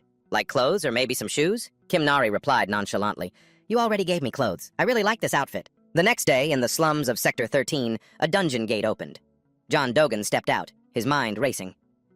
Kim Nari said it was fine. But it doesn't feel right letting her wear the same ill-fitting outfit all the time. Gu won't stop nagging me about it. I want to take her to pick out her own clothes, but the human world is probably still too overwhelming for her. Plus, she still has that tracking device on her. It's strange. I can't believe I used a gate stone just to come back to the slums to find kids' clothes. I'm sure there was a clothing store around here. Has it really been that long? Is it not here anymore? Suddenly, a hand grabbed his shirt and pulled him back. A voice called out, "Excuse me, sir. Are you looking for a clothing store?" 10,000. For a service fee of just 10,000, I'll take you to a clothing shop. You're not from around here, are you? I know a place that's cheap and good. John Dogan replied coolly, "I'll pay you after I've exchanged my items. I don't have any cash on me right now." The young man pouted. A hunter with no money? Looks like a newbie who just entered the demon world and got his butt kicked. But he still turned to lead the way. Well, he must still have enough money to buy clothes. Come on, follow me. I usually demand payment up front, but you look so pathetic, I'll make an exception. John Dogan nodded cheerfully. Yeah, thanks. On the way, the two chatted animatedly. The young man introduced himself. My name is Oh Bong-soo. I'm John Dogan. John Dogan smiled. Nice to meet you. Looking at the surroundings, he thought to himself, they even have patrol cars in the slums now. Security has gotten a lot better. Then Oh Bong-soo glanced back and asked, You just awakened recently, didn't you? John Dogan was a little surprised. Is it that obvious? Without even looking, Bong-soo said, You came out of the gate without any gear. That means you spent a fortune on items and then got robbed clean. But don't get discouraged. Everyone's like that in the beginning. John Dogan laughed teasingly. You're so young, but you seem to know a lot. Bong-soo got angry, turning back to shout, What was that? I'm not a kid, you know. I'm only short because I'm a picky eater. I'm already 17 years old. After walking a bit further, Bong-soo mentioned, By the way, even though this whole area is a slum, you should avoid Sector 13. It's known for being really dangerous. The Space Gang, originally from Sector 11, just expanded their territory here. The police have already given up on it, so there's no one to protect you. Oh, and this is Sector 12. Hearing this, John Dogan wondered to himself, The Space Gang, huh? I wonder if the orphanage in Sector 13 where I used to live is still around. Meanwhile, at a buy one, get one free shop, the owner was sighing in frustration. I must be crazy to have opened a clothing store in the slums. Couples these days don't even dare to have kids because they can't afford to raise them, and yet children's items are my main product. Maybe it's time I switched to selling something else. The door opened. Oh Bong-soo led Cheon Dogan inside, calling out with a smile, Ms. Park, I'm back! The moment the owner saw him, she flared up. You little brat! I told you to call me sis. I'm not even married, so what's with all the ma'am this and ma'am that? John Dogan paid them no mind, looking around and remarking, This is the first time I've ever actually set foot in a clothing store to buy something for myself. Oh Bong-soo cut in, trying to get things started. This gentleman needs to buy some clothes. Oh, and he's a hunter. But this made Ms. Park even angrier. She pulled Bong-soo aside into a corner and hissed, Hey Bong-soo, get over here. How long are you going to keep dragging these broke-looking hunters into my shop? Huh? How long? Do you have any idea how many tabs I've had to run for people like them? Oh, Bong-soo mumbled helplessly. How am I supposed to know if he has money or not? Ms. Park shouted, her voice full of frustration. Use your eyes! Does he look like he has any money at all? Huh? Oh, Bong-soo retorted, not backing down. But he's handsome. Besides, you're the one who told me to bring any poor hunters I find here. You said they remind you of your brother who passed away. Park pointed right in his face and yelled, That was for 1 or 2 times! If I keep helping punks like you, I'll end up homeless myself. Nobody's paying me to help you. I'm the one buying your food. I'm the one putting food on your plate. Seeing the two arguing heatedly, Cheon Dogan cut in with a calm voice. Excuse me, I need to buy some clothes. This is all I have. How much will this get me? She looked at the bills in his hand. Both of their eyes went wide. It was a huge wad of cash. Millions of won. Park instantly snapped back to her senses, slamming a hand on the counter. Every day is full of surprises here. Welcome, valued customer, to the world of happy children. From adult clothes to children's wear, I have it all. Are you shopping for yourself, sir? John Dogan replied calmly. Clothes for a girl around kindergarten age. Could you please pick out a few things for me? Park was overjoyed. Oh my goodness, sir, you've come to the perfect place. Children's clothing is my specialty! Then let's start with this year's new spring and summer collection, shall we? You absolutely have to get a pair of jeans. For a kid who runs around a lot, clothes that are easy to move in are the best, right? And most importantly, if you see anything pink, you have to grab it immediately. After a whirlwind of enthusiastic recommendations, the receipt printer was spitting out receipts non-stop. Park looked at the pile of clothes before her, her eyes tearing up. If only every day were like this, I'd be sold out in a heartbeat. I can't believe it. You've completely cleaned me out of over 100 items.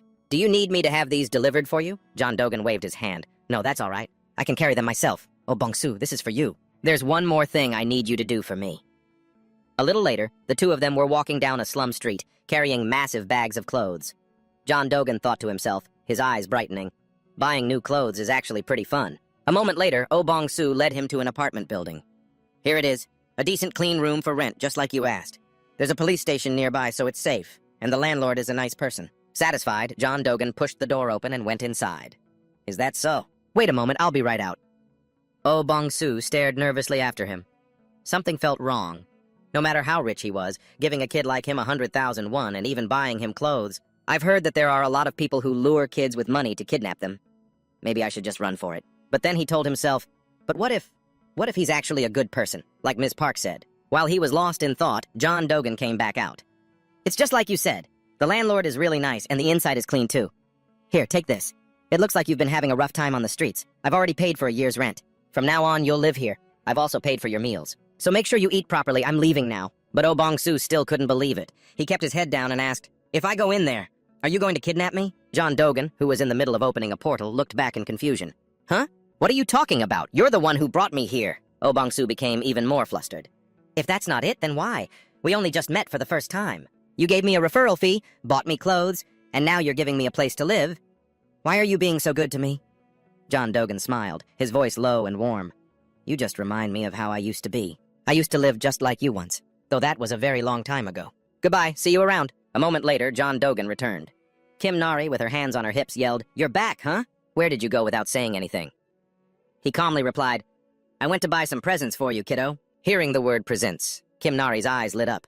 Presents? Gu looked at the pile of stuff in disbelief. Wow, you bought so much. Meanwhile, Nam Ki-seok was still miserable without any clothes to wear as he watched Kim Nari happily pick an outfit and run off. New clothes are so pretty. John Dogan puffed his chest out proudly. If you like one, go on inside and change into it. Kim Nari picked up an outfit and agreed. Okay, I'll go change right now. Suddenly, the egg they had brought back started to move. The cracks on its shell grew denser. As John Dogan sat folding clothes, he thought to himself while starting to fold them seriously, I don't know why, but this feeling is actually really relaxing. Kim Nari burst out, shouting, Mister, look at me! I think this one is really pretty. Seeing the little girl's shyness, John Dogan praised her. It really is pretty. Is that the one you like the most? Kim Nari blushed. I want to try a few more. But when she put on a pair of pants, she shrieked, How am I supposed to wear these pants? Then came an oversized shirt. I'm a ghost! What about this one? So many cool clothes! John Dogan and Gu could only manage a dry laugh. Her excitement is so cute. After a while of fumbling around, Nari's fashion show finally came to an end. The little girl cheered with delight. Mister, I've decided on my clothes! The little chick in the middle looks just like Gu! I love it! Gu was speechless, staring wide-eyed. You think that looks like me? Dogan smiled and nodded in agreement. Great choice. Now do you want to fold them yourself? Yes! Nari enthusiastically raised her hand to volunteer. Okay, leave it to me. Looking at the pile of clothes still in the bags, Dogan rubbed his chin thoughtfully. But what are we going to do with all this stuff? There's no more room in the house. Gu also agreed. Right. I was just thinking about that myself. I was thinking of expanding the house to make a changing room and installing some built-in closets. Dogan frowned, looking concerned. Wouldn't that mean we'd have to cut down a lot more trees? Gu turned and reassured him. Don't worry. I've already got someone else to take care of the woodcutting. The figure of Nam Ki-seok suddenly rushed forward like an earthquake, brimming with fiery spirit. Nam Ki-seok, are you ready for your special training? The young man declared loudly, I, Nam Ki-seok, am always ready for special training. I've even taken meticulous care of your training uniform, sir. Then Dogan asked in surprise, Training uniform? What do you mean? Nam Ki-seok, looking horrified, quickly explained, This tattered outfit is your training uniform, isn't it? It's soaked in an extremely potent poison. I accidentally touched it and almost died. This must be your unique training method to get stronger, pushing yourself to the absolute limit even in daily life. I truly admire you, sir. I will follow your example and dedicate myself even more to my training. Dogan could only manage a wry smile, thinking to himself, I was just too lazy to do laundry. But then, a mischievous glint appeared in his eyes. He ordered, In that case, you wear it. Upon hearing this, Nam Ki-seok began to tremble uncontrollably. Seeing that reaction, Dogan suddenly thought it made sense. Come to think of it, that really is the perfect uniform for training one's willpower. Without a moment's hesitation, he declared, I'm done with my training. So you put that on and go chop some wood. Gu, standing beside them, chimed in gleefully. I'll even pick out the trees for you. Namki Sok, sweating bullets, cried out in panic. Wait a minute, I might actually die if I wear this. And why are we suddenly chopping wood? Suddenly, Nari poked her head out of the house and yelled urgently, Mister, something's wrong with the egg! But just a moment later, the three of them had gathered around the strange egg. Dogen observed it for a moment before making his assessment. It's starting to move more violently. I think it's about to hatch. Nari's eyes sparkled with excitement. Is it really? In contrast to the little girl's excitement, Nam Ki-seok was pale with fear, stammering, Sir, don't tell me this is a disaster-class monster? Nari, grinning from ear to ear, immediately retorted, No way, I'm sure a cute little monster is going to be born. Nam Ki-seok, still worried, muttered, But who knows? Nari brushed it off. Impossible. A few minutes passed. The eggshell began to crack open. A bright, glowing eye flashed from within the crack, making both Nari and Nam Ki-seok shout in unison, It's hatching! From inside, a sharp claw emerged, followed by a snake-like tail, and finally, a characteristic forked tongue. Nam Ki-seok was so panicked he stammered incoherently. Sharp claws, thick scales, it even has its tongue sticking out as if it's angry. And yet what appeared before them was a strange creature, a small shiny yellow snake that looked both funny and bizarre. Nam Ki-seok couldn't believe his eyes, exclaiming, This monster is a chubby, cute yellow snake? What is this thing? A chick or a snake? What species is this, anyway? But Nari didn't care about its origins. The little girl cheered with delight. It's so cute! Suddenly, the little snake shot out of its shell, landing right on Nam Ki-seok's face. A blood-curdling scream immediately echoed through the air. A moment later, a small wooden stick tapped thwack on Nam Ki-seok's head. Gu kept urging him on. Come on, hurry up! We have a mountain of work to do. Nam Ki-seok gritted his teeth in frustration. This monster. Why does it feel like it's scolding me? And this poison? It's hard to even breathe. I have no idea how he managed to live a normal life wearing this thing. Meanwhile, on the other side, Jogan had just finished folding clothes and stretched comfortably. It's been a while since I've folded clothes. Turns out it's actually kind of fun. Suddenly, Nari's voice rang out from behind him. Uncle, it's eating the bread. Watching the small creature eat obediently, Jogan smiled. It seems so well-behaved and gentle. It probably knows you're the one who saved it. Nari rested her chin on her hands, wondering. But what should I name it? She wondered. He immediately suggested, since it's half chicken and half snake, how about we call it Zoxa?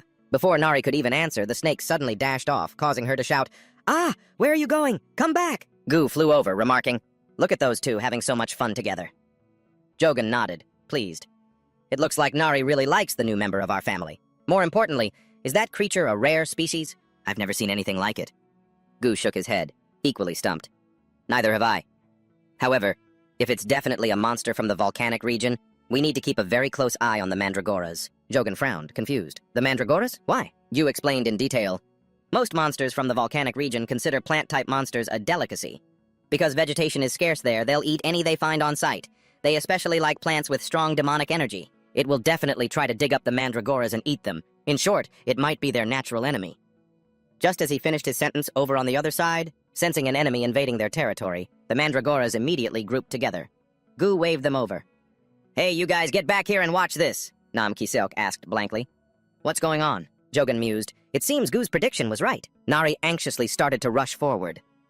Uncle, let me go stop them. He held out a hand to stop her, hesitating. Well, it would be better if they didn't fight, but this is the demon world. They probably have to establish a pecking order at least once. Besides, it's still small and doesn't look too dangerous. Let's just observe for now. Down below, the two opponents stared warily at each other. The snake suddenly lunged forward to attack. Nari shouted, It looks like it's aiming for the smallest one, the third one! But before its claws could land, a branch shot out and blocked the attack. Gu commented excitedly, The eldest one blocked it. Nice! A 3-point mandragora formation. Are they planning to defend first and then counterattack? Immediately, the second one rushed forward. Gu continued his commentary. As expected, the second one is counterattacking. But the snake is no slouch either. It blocked with its tail. Look, it's even smiling. But it's too early to let its guard down because the third one is still there. The third mandragora gathered demonic energy into its hand and threw a full-power punch. However, the punch didn't do a single point of damage. But getting hit seemed to hurt its feelings, and the snake burst into tears. Nam Ki-seok scratched his head, bewildered. No way, is it actually crying? Actually, Nari said frantically, I think it's just in shock because it's the first time it's ever been hit. And so she rushed over to comfort it. It's okay. Calm down. Jogan shook his head and sighed. Looks like the mandragoras are the winners today. The other two agreed. Weird, but spectacular. That was a good match. Jogan clapped his hands. All right, the show's over. So, shall we get back to work? Gu immediately tapped Nam Ki-seok on the head. Get up! Hurry! Nam Ki-seok grumbled irritably. Are you even human? Meanwhile, over a calm sea, the water's surface suddenly churned violently as a bird person zipped by.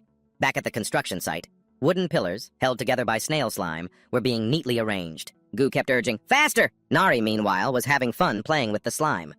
Heh, I'm slathering this on everywhere! This is so much fun!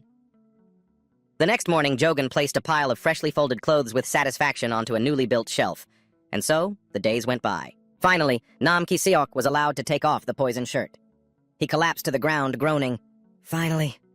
2 days without sleep.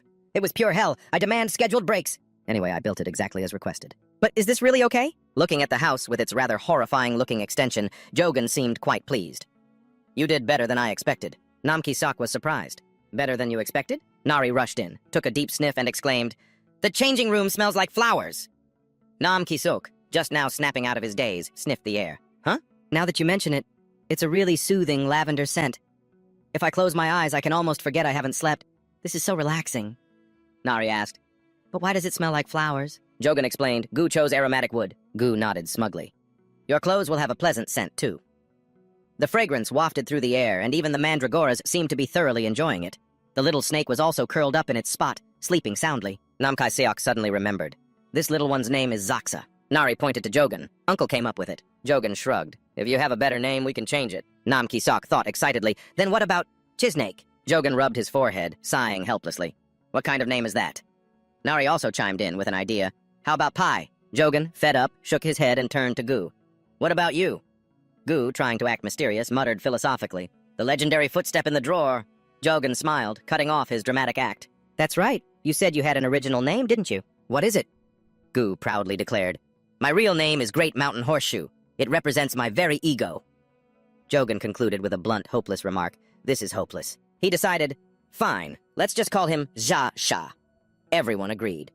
The group said in unison, "Yes! Sounds great. I like it too." Gu changed the subject. "The house expansion is complete, so what's the next plan?" Jogan was a bit taken aback. "A plan?" He suddenly remembered something. Smiling mysteriously, he said, "I got an idea on my way back from the human world. Back then, I never had to think about this sort of thing. But things are different now." He suggested seriously, "How about we build a sturdy fence around the house? That way, even when I'm not here, no one can just waltz in." Nam Ki-seok looked at the bizarre house and said doubtfully, "For this house? I doubt anyone would come here now." Jogan shook his head, disagreeing. "No, you can't be sure. An S-rank monster could show up, or hunters might come." Gu immediately agreed and suggested, "In that case, we'll need something really solid and filled with magical energy. How about the coastal region? They have a type of yellow quartz there that's even harder than blackstone. Building a fence with that and adding glowing stones at the base would look really beautiful, too." Jogan pictured the sparkling scene in his head. "At night, it'll feel like we're camping," he decided firmly. "All right, let's head to the coastal region now." Nari cheered with excitement. "We're going to the sea? Awesome!" In complete contrast, Nam Ki-seok's face turned pale as he stammered, "What? The coastal region? No way! Do you guys even know what that place is like?" Then he put on a pitiful expression and pleaded, "Hyung! I should go back and extract more magical energy."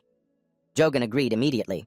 "All right then. If we're back late, remember to take care of the mandragoras." Nam Ki-seok didn't forget to add with a serious look, "But Hyung, even you have to be careful in the coastal region." Jogan raised an eyebrow, confused. Nam Ki-seok explained, "That place is really dangerous. It's practically off-limits for anyone A rank or below. And most importantly, there are 2 disaster-class monsters that rule that entire area." Jogan was even more surprised. 2 disaster-class monsters?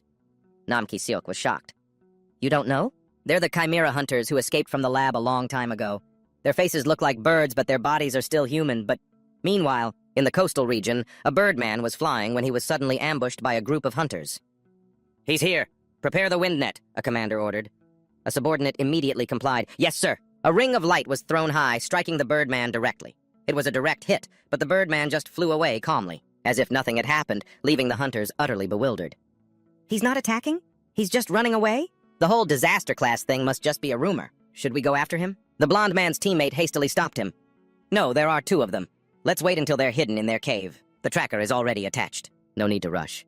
The blonde man wondered, "But after 65 years, shouldn't they be dead or have completely turned into monsters by now? Why are their bodies still human?"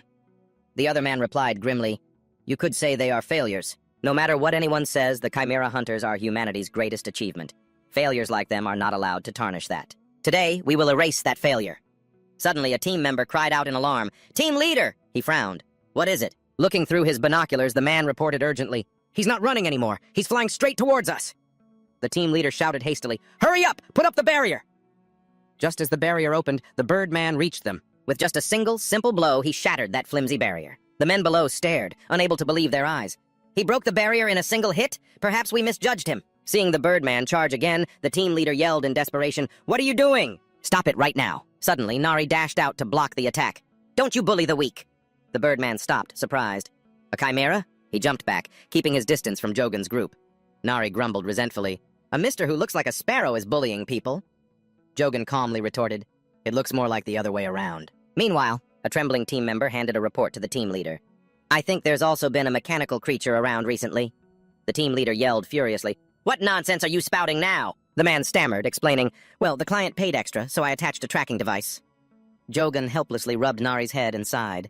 "That's right. Kim Nari is carrying it. What a pain." Looking back at the Birdman, he couldn't help but think to himself, "I can't believe I'm seeing that guy again. Hey, Birdhead, don't you remember me? We were roommates, you know. What was your number again? I can't believe you're still alive. I guess if you live long enough, you see all sorts of things." The Birdman froze, a flicker of recognition in his eyes. "Don't tell me you're—" Behind him, one of the hunters cut in. "Chief, that other guy looks suspicious too. Let's leave them to it and get out of here. Prepare to withdraw. We'll regroup later." Du-Gun glanced over and muttered, "If they just leave, we'll both be in trouble. We need to settle this right here, right now." The Birdman seemed to pay the hunters no mind. He thought to himself, confirming it. "So it really is you. This scent, I may forget many things, but never this scent. A scent that only our kind would know. The smell of the chimera cell fusion drug from the lab." As this thought crossed his mind, his voice dropped, filled with nostalgia. Long time no see. Number 17. Memories from 66 years ago flooded back like a torrent. In a forest near the lab, a young boy with the head of a bird clutched a little girl running for dear life. Behind them, the frantic shouts of their pursuers echoed. "This way! Get them!" The little girl's face was flushed as she gasped for breath. "Brother, I'm so cold." The bird boy could only keep running, his heart aching with guilt. And just then, a convulsion, a side effect of the drug, racked his body. He asked himself, was this the right choice? Even if I'm killed by those bastards from the lab, wouldn't it have been better to leave her back there? If only she had completely turned into a bird. With these tiny little wings, she can't do a thing. The little girl pressed her face against his feathers, whispering softly, "Your wings are so warm, brother. I'm okay, just keep running." "Yeah." Her innocent words only strengthened his resolve. "Yeah, okay, just hang in there a little longer. Once we get out of this forest, someone will help us." "Okay." Suddenly, the blinding beam of a flashlight hit his face. Du-Gun stood there, coldly blocking his path. The bird boy gasped in shock. "Number 17, what are you doing here?" Du-Gun replied, his voice devoid of emotion. "I heard something at the lab today. They said your side effects have gotten so severe you're scheduled to be disposed of. So I came to talk to you about it." The bird boy screamed in a panic. "You crazy bastard! Why do you always show up to help at the worst possible moment?" Du-Gun cut him off coldly. "Even if you escape, if you don't return within 3 days, the detonation spell will kill you. It doesn't look like your sister is scheduled for disposal yet. Wouldn't it be better to stay at the lab and take the inhibitors? At least you'd get to live one more day, right?" The bird boy retorted in desperation. "You don't get it. You don't have side effects. You have no idea what it feels like for people like us." My head. His sister's voice rang in his ears. "Brother, run! I want to live like we did before, even if it's just for one day." Thinking of this, the bird boy gently set his sister down. He unfurled the large wings on his back, his eyes filled with a will to fight. He thought to himself, is it about how long you live, or is it how you live that matters? I just want to be free, even if it's only for one day. He roared, "Enough with the talk. Let's go." But his challenge was met only with Du-Gun's calm gaze. A spatial portal suddenly opened right behind him. The bird boy was stunned. "A gate stone? Where did you get something like that?" Du-Gun didn't explain where it came from, simply analyzing calmly. "If we cross into the demon realm, 2 things could happen. 1, our human cells will be poisoned by the demonic energy. Or 2, our monster cells will absorb that energy and be activated. If you meant what you just said, this seems like your best bet. Wouldn't you agree? Even if you can't handle the demonic energy and become a full monster, at least you'll live freely until that moment comes. Because if you cross over, the lab's detonation spell won't activate." The bird boy asked hesitantly, a flicker of hope in his voice. "Is there any way to survive in the demon realm while staying human?" Du-Gun paused for a moment before answering. "In theory, you'd need to gather enough mana to shield your body and spirit from the demonic energy. With your current power level, it definitely won't be easy. But who knows what the future holds?" Just then, the pursuit team closed in, their shouts ringing out. "It looks like a gate opened over there." Get them! The bird boy, still a bit uncertain, turned to look at Dogun one last time. I don't know why you're helping us, but we're leaving. But you know something? We were roommates for 4 years, and we don't even know each other's names. I'm Boom. What's your name? Dogun frowned, awkwardly repeating the question. My name? Back in the present, Boom watched as Dogun waved his hand. He threw a handful of sparkling pollen at Boom and declared loudly, My name is Dogun! Then he turned to the bewildered hunters and shouted, What is my name? The 4 of them stared at each other, dazed, their memories seemingly erased. They had absolutely no idea how to answer. He kept asking why they were here. The other person was still suspicious. The hunters just stood there like statues, their eyes glazed over. I don't know. Seeing that everything had been resolved, Jogan opened a spatial gate and gave instructions, his voice carrying a hypnotic power. The hypnosis, it works perfectly. Now go inside. Forget everything that happened here. Yubil sniffed lightly and immediately recognized the familiar scent coming from the other man. He had erased the memories of those people using oblivion powder combined with hypnosis. The man who had modified his own body with the cells of an A-rank oblivion herb spoke up to confirm. That's right. I have cells from an oblivion herb implanted in my body. About 3 hours of my memory, before and after, will be completely erased. Yubel couldn't help but be amazed by this madness. Is it because you don't have any side effects? They implanted all sorts of things into you. He nodded in acknowledgement. Yeah, a lot has happened since you left. You're number 33. Your name is Yubel, right? Yubel lowered his head, his voice dropping. Surprising. I didn't think you'd remember. Suddenly, Nari tugged on his sleeve, her big round eyes full of curiosity. Mister, are you and that sparrow mister really friends? Yes, Jogan replied immediately without hesitation. Yes. Is he from the sparrow tribe? Aren't the sparrow tribe and the coconut tribe allies? Nari, as if she'd struck gold, became flustered. That's right. We're allies! Yubel, standing nearby, was speechless, screaming internally, What the heck is this about coconuts and allies? I have no idea what they're talking about. Nari, however, proactively stepped forward and bowed apologetically. Mr. Sparrow, I'm so sorry. I thought you were a bad guy. Grumble. The little girl's stomach rumbled, breaking the serious atmosphere. But mister, I'm so hungry. Jogan immediately turned to his old friend. Yubel, where's your house? Do you have anything to eat? Yubel was flustered, his eyes darting back and forth between the two, unable to comprehend the situation. Is this his daughter? Is he raising a child? Or is he just playing some kind of role? A moment later, at another house with a strange architecture, Nari exclaimed with delight, Wow, it looks amazing! Is that Mr. Sparrow's house? It looks just like a real bird's nest. Goo flew around, praising him admiringly. You're a pretty skilled builder. Yubel brought out a few simple dishes to serve his guests. Here, try this. I'm not sure how it tastes. This is grilled clam that I made. On top is a plant from the demon world called Eternus, with some red moss that tastes like samyang. Nari's jaw dropped in amazement as she shouted, It's so big! Jogan smiled, his eyes appraising the dish. Looks pretty good. Jogan picked up a piece to taste it, then exclaimed, All right then, let's give it a try. The moment it touched my tongue, it was like floating on the surface of the sea. This freshness. Did I just swallow the entire ocean, or did the ocean just swallow me? Nari also shouted with joy, savoring the delicacy. The clam is dancing with every crunchy bite. Jogan, with a noble air, picked up a piece and savored it. It's even better with the red moss. Yubel nodded in agreement, but couldn't hide his surprise. Well, that red moss is an all-purpose seasoning. I'm glad you like it. Eat slowly. As he was about to stand up, Yubel's face suddenly changed, and his whole body began to tremble violently. Suddenly, Nari rushed over with her plate, saying innocently, Mr. Sparrow, I want more of this. Yubel forced a smile, trying to suppress the pain as he replied, I'm out of ingredients for today. What should we do? Nari excitedly volunteered at once. Well, if I go catch some clams, can you make it again? Yubel frantically tried to stop her. I can, but it's a bit dangerous for a child to go catching them. The little girl paid no mind to the warning and enthusiastically dashed towards the sea. It's okay, I'll go catch 10 of them. Goo also hurried after her. I think I need to eat that many to be satisfied too. When only the 2 of them were left, they began to speak from the heart. Yubel started. By the way, to think you were revived thanks to immortal cells. Your life is truly extraordinary. So are you planning to get revenge on the Tira laboratory? Jogan, leisurely enjoying life, replied, Sometimes when I think about it, I want to. But life isn't too bad right now, so I plan to take my time thinking about it. Do you want revenge? Yubel avoided his gaze, turning his face away. You said all the spells on your body disappeared when you were revived. We still have the detonation spell inside our bodies. We'll explode the moment we return to the human world. Jogan, slightly puzzled, observed his friend. It seems you can control your wings now. But has your head returned to normal? But. Yubel let out a long sigh.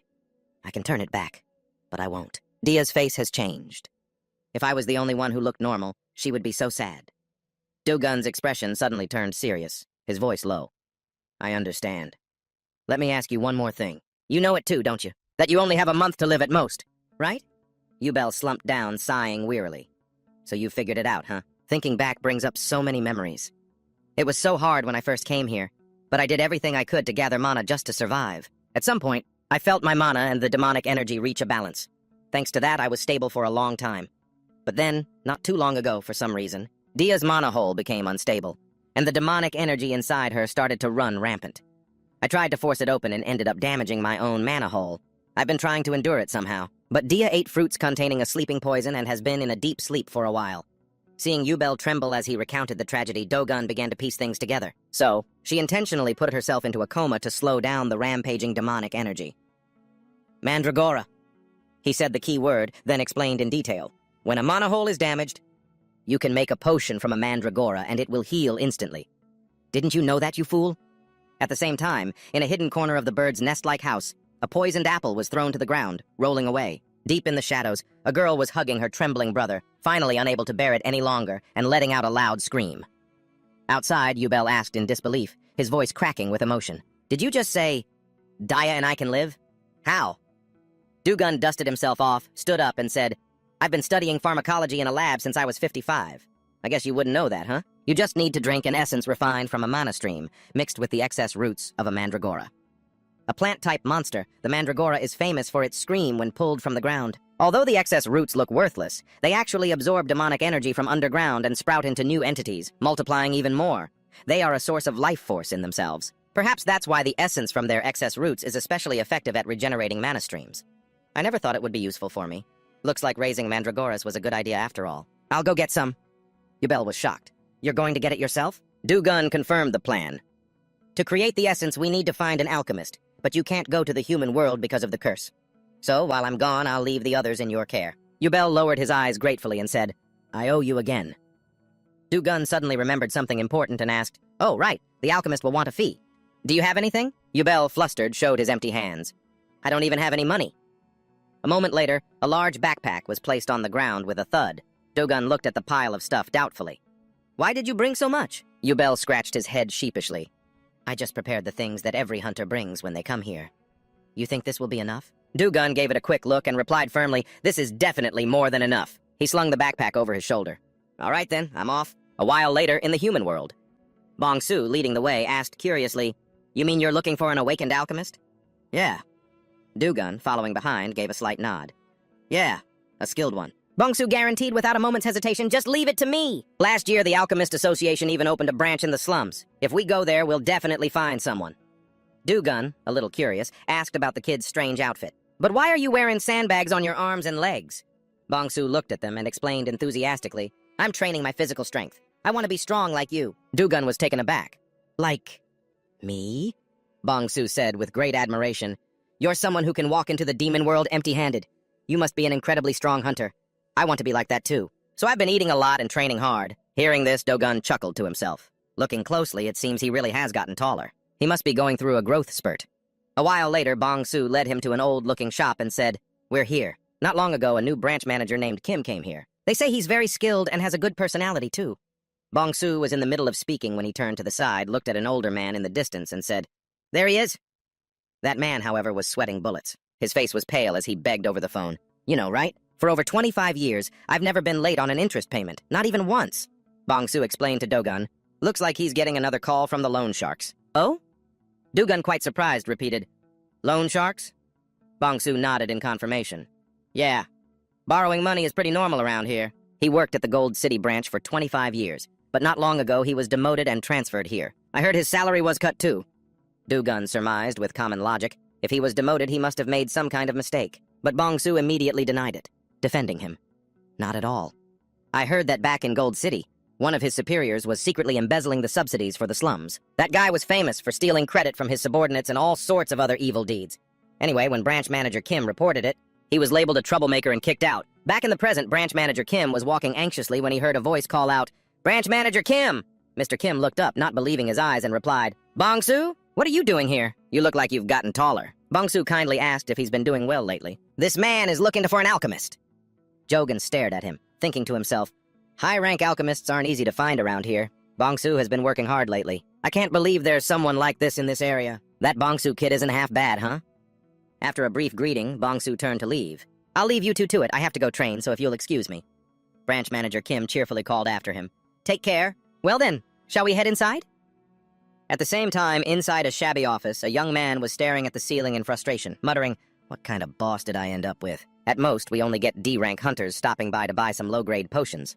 What kind of results am I supposed to report? A promotion in this lifetime?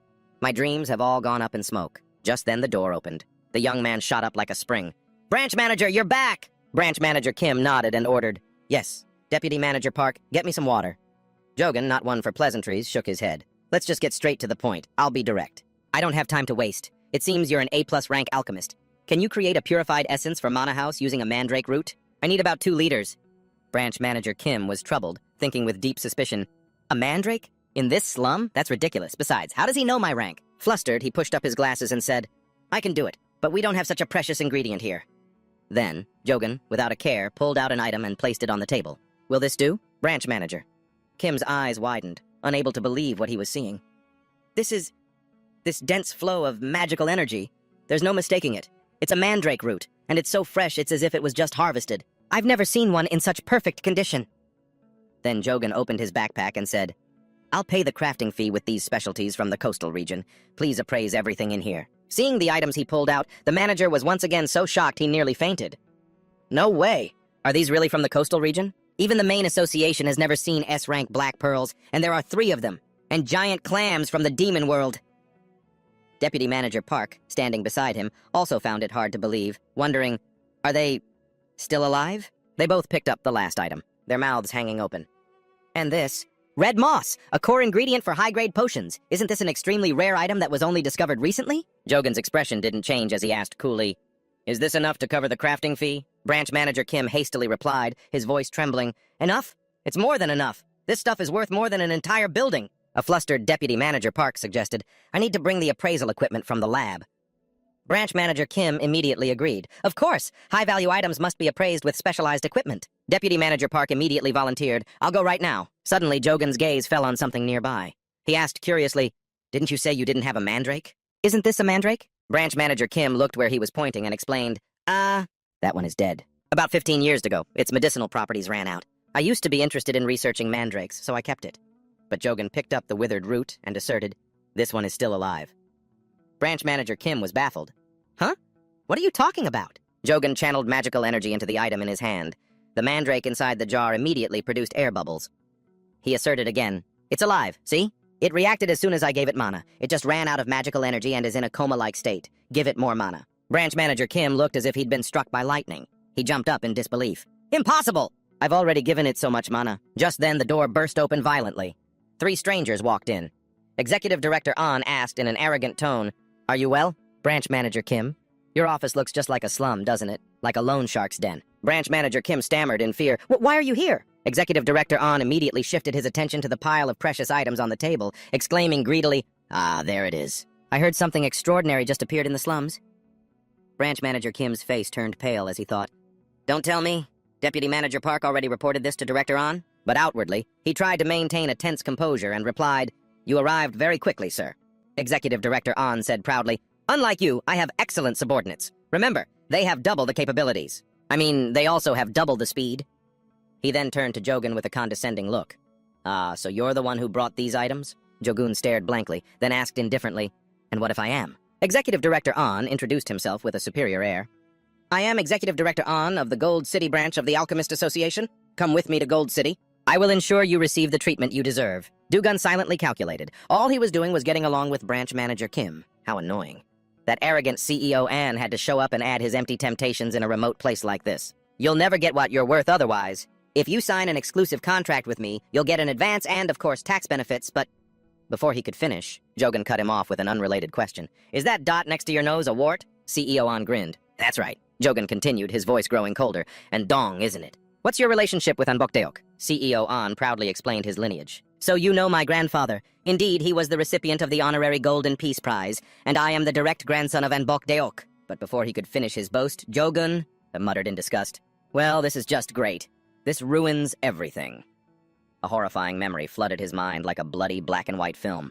A monster that's not even human is looking for its mommy? But you're a chimera now. Your parents are probably in the demon world, right? How about I open a gate and shove you right in? Let you run and beg your parents to save you. As he thought of this, his anger erupted. He unleashed his mana, and the terrifying pressure forced CEO on to his knees. Jogun's cold, questioning voice echoed like a call from hell. So, and you're really just like your grandfather, aren't you? Forcing people with power, taking whatever you want whenever greed strikes. CEO. Ann gritted his teeth, growling in pain. What are you talking about? King. Dugun's eyes were as sharp as knives. I'm asking you a question. You should answer this carefully. Does the Tiza laboratory still exist? CEO Ann trembled, not understanding the question. Tiza? I've never heard that name before. Jogun continued his interrogation, increasing the pressure.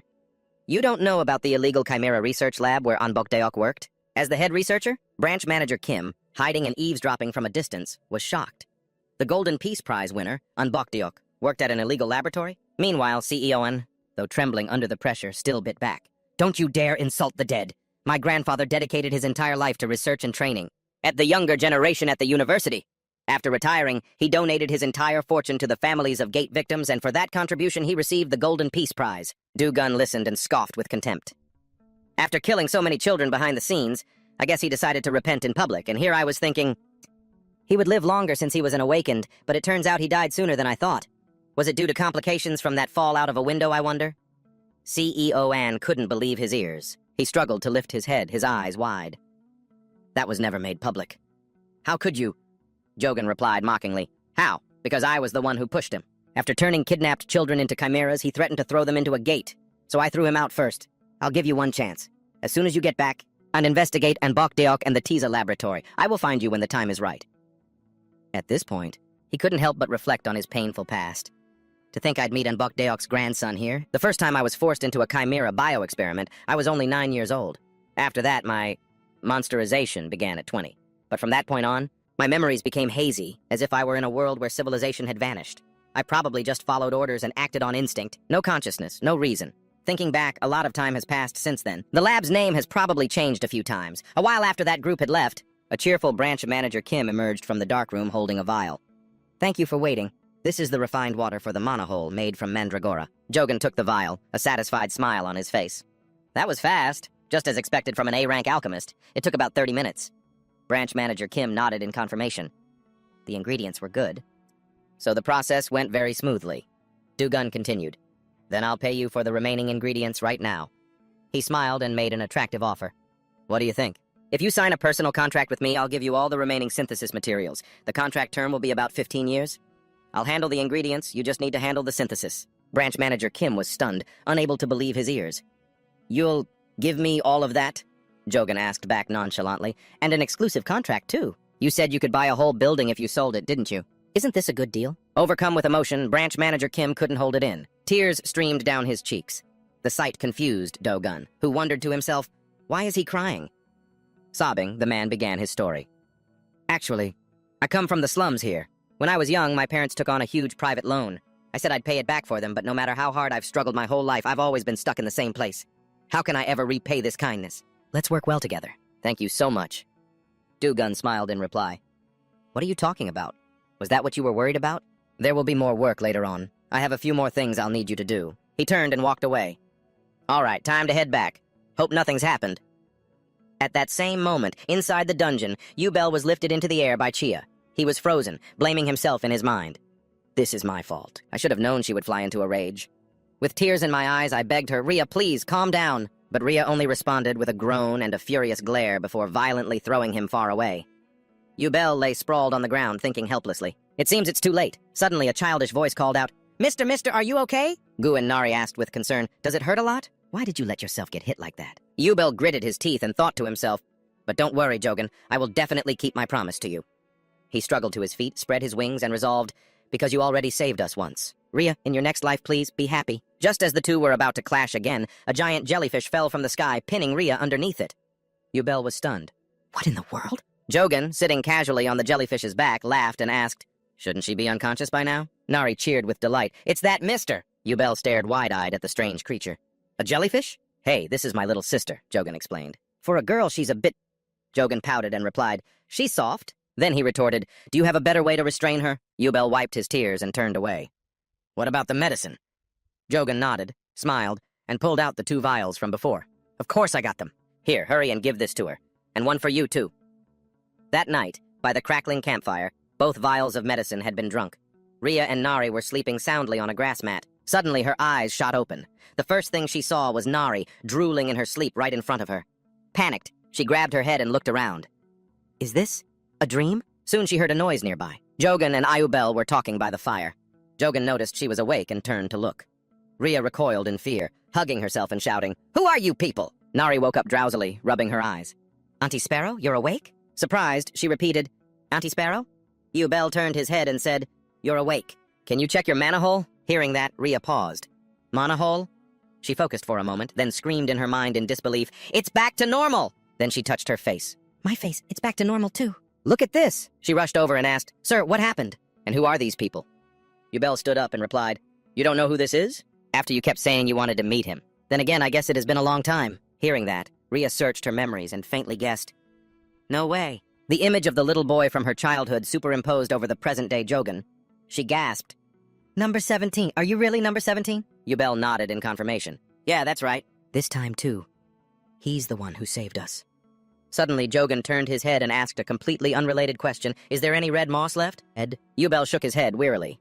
"That was all we had for today." Rhea couldn't believe her eyes. "It really is number 17, not an ounce of sympathy in him." With that said, she took off her bone mask and smiled happily in gratitude. "Anyway, thank you for saving us." Suddenly, a light shone from the sea, making Nari curious.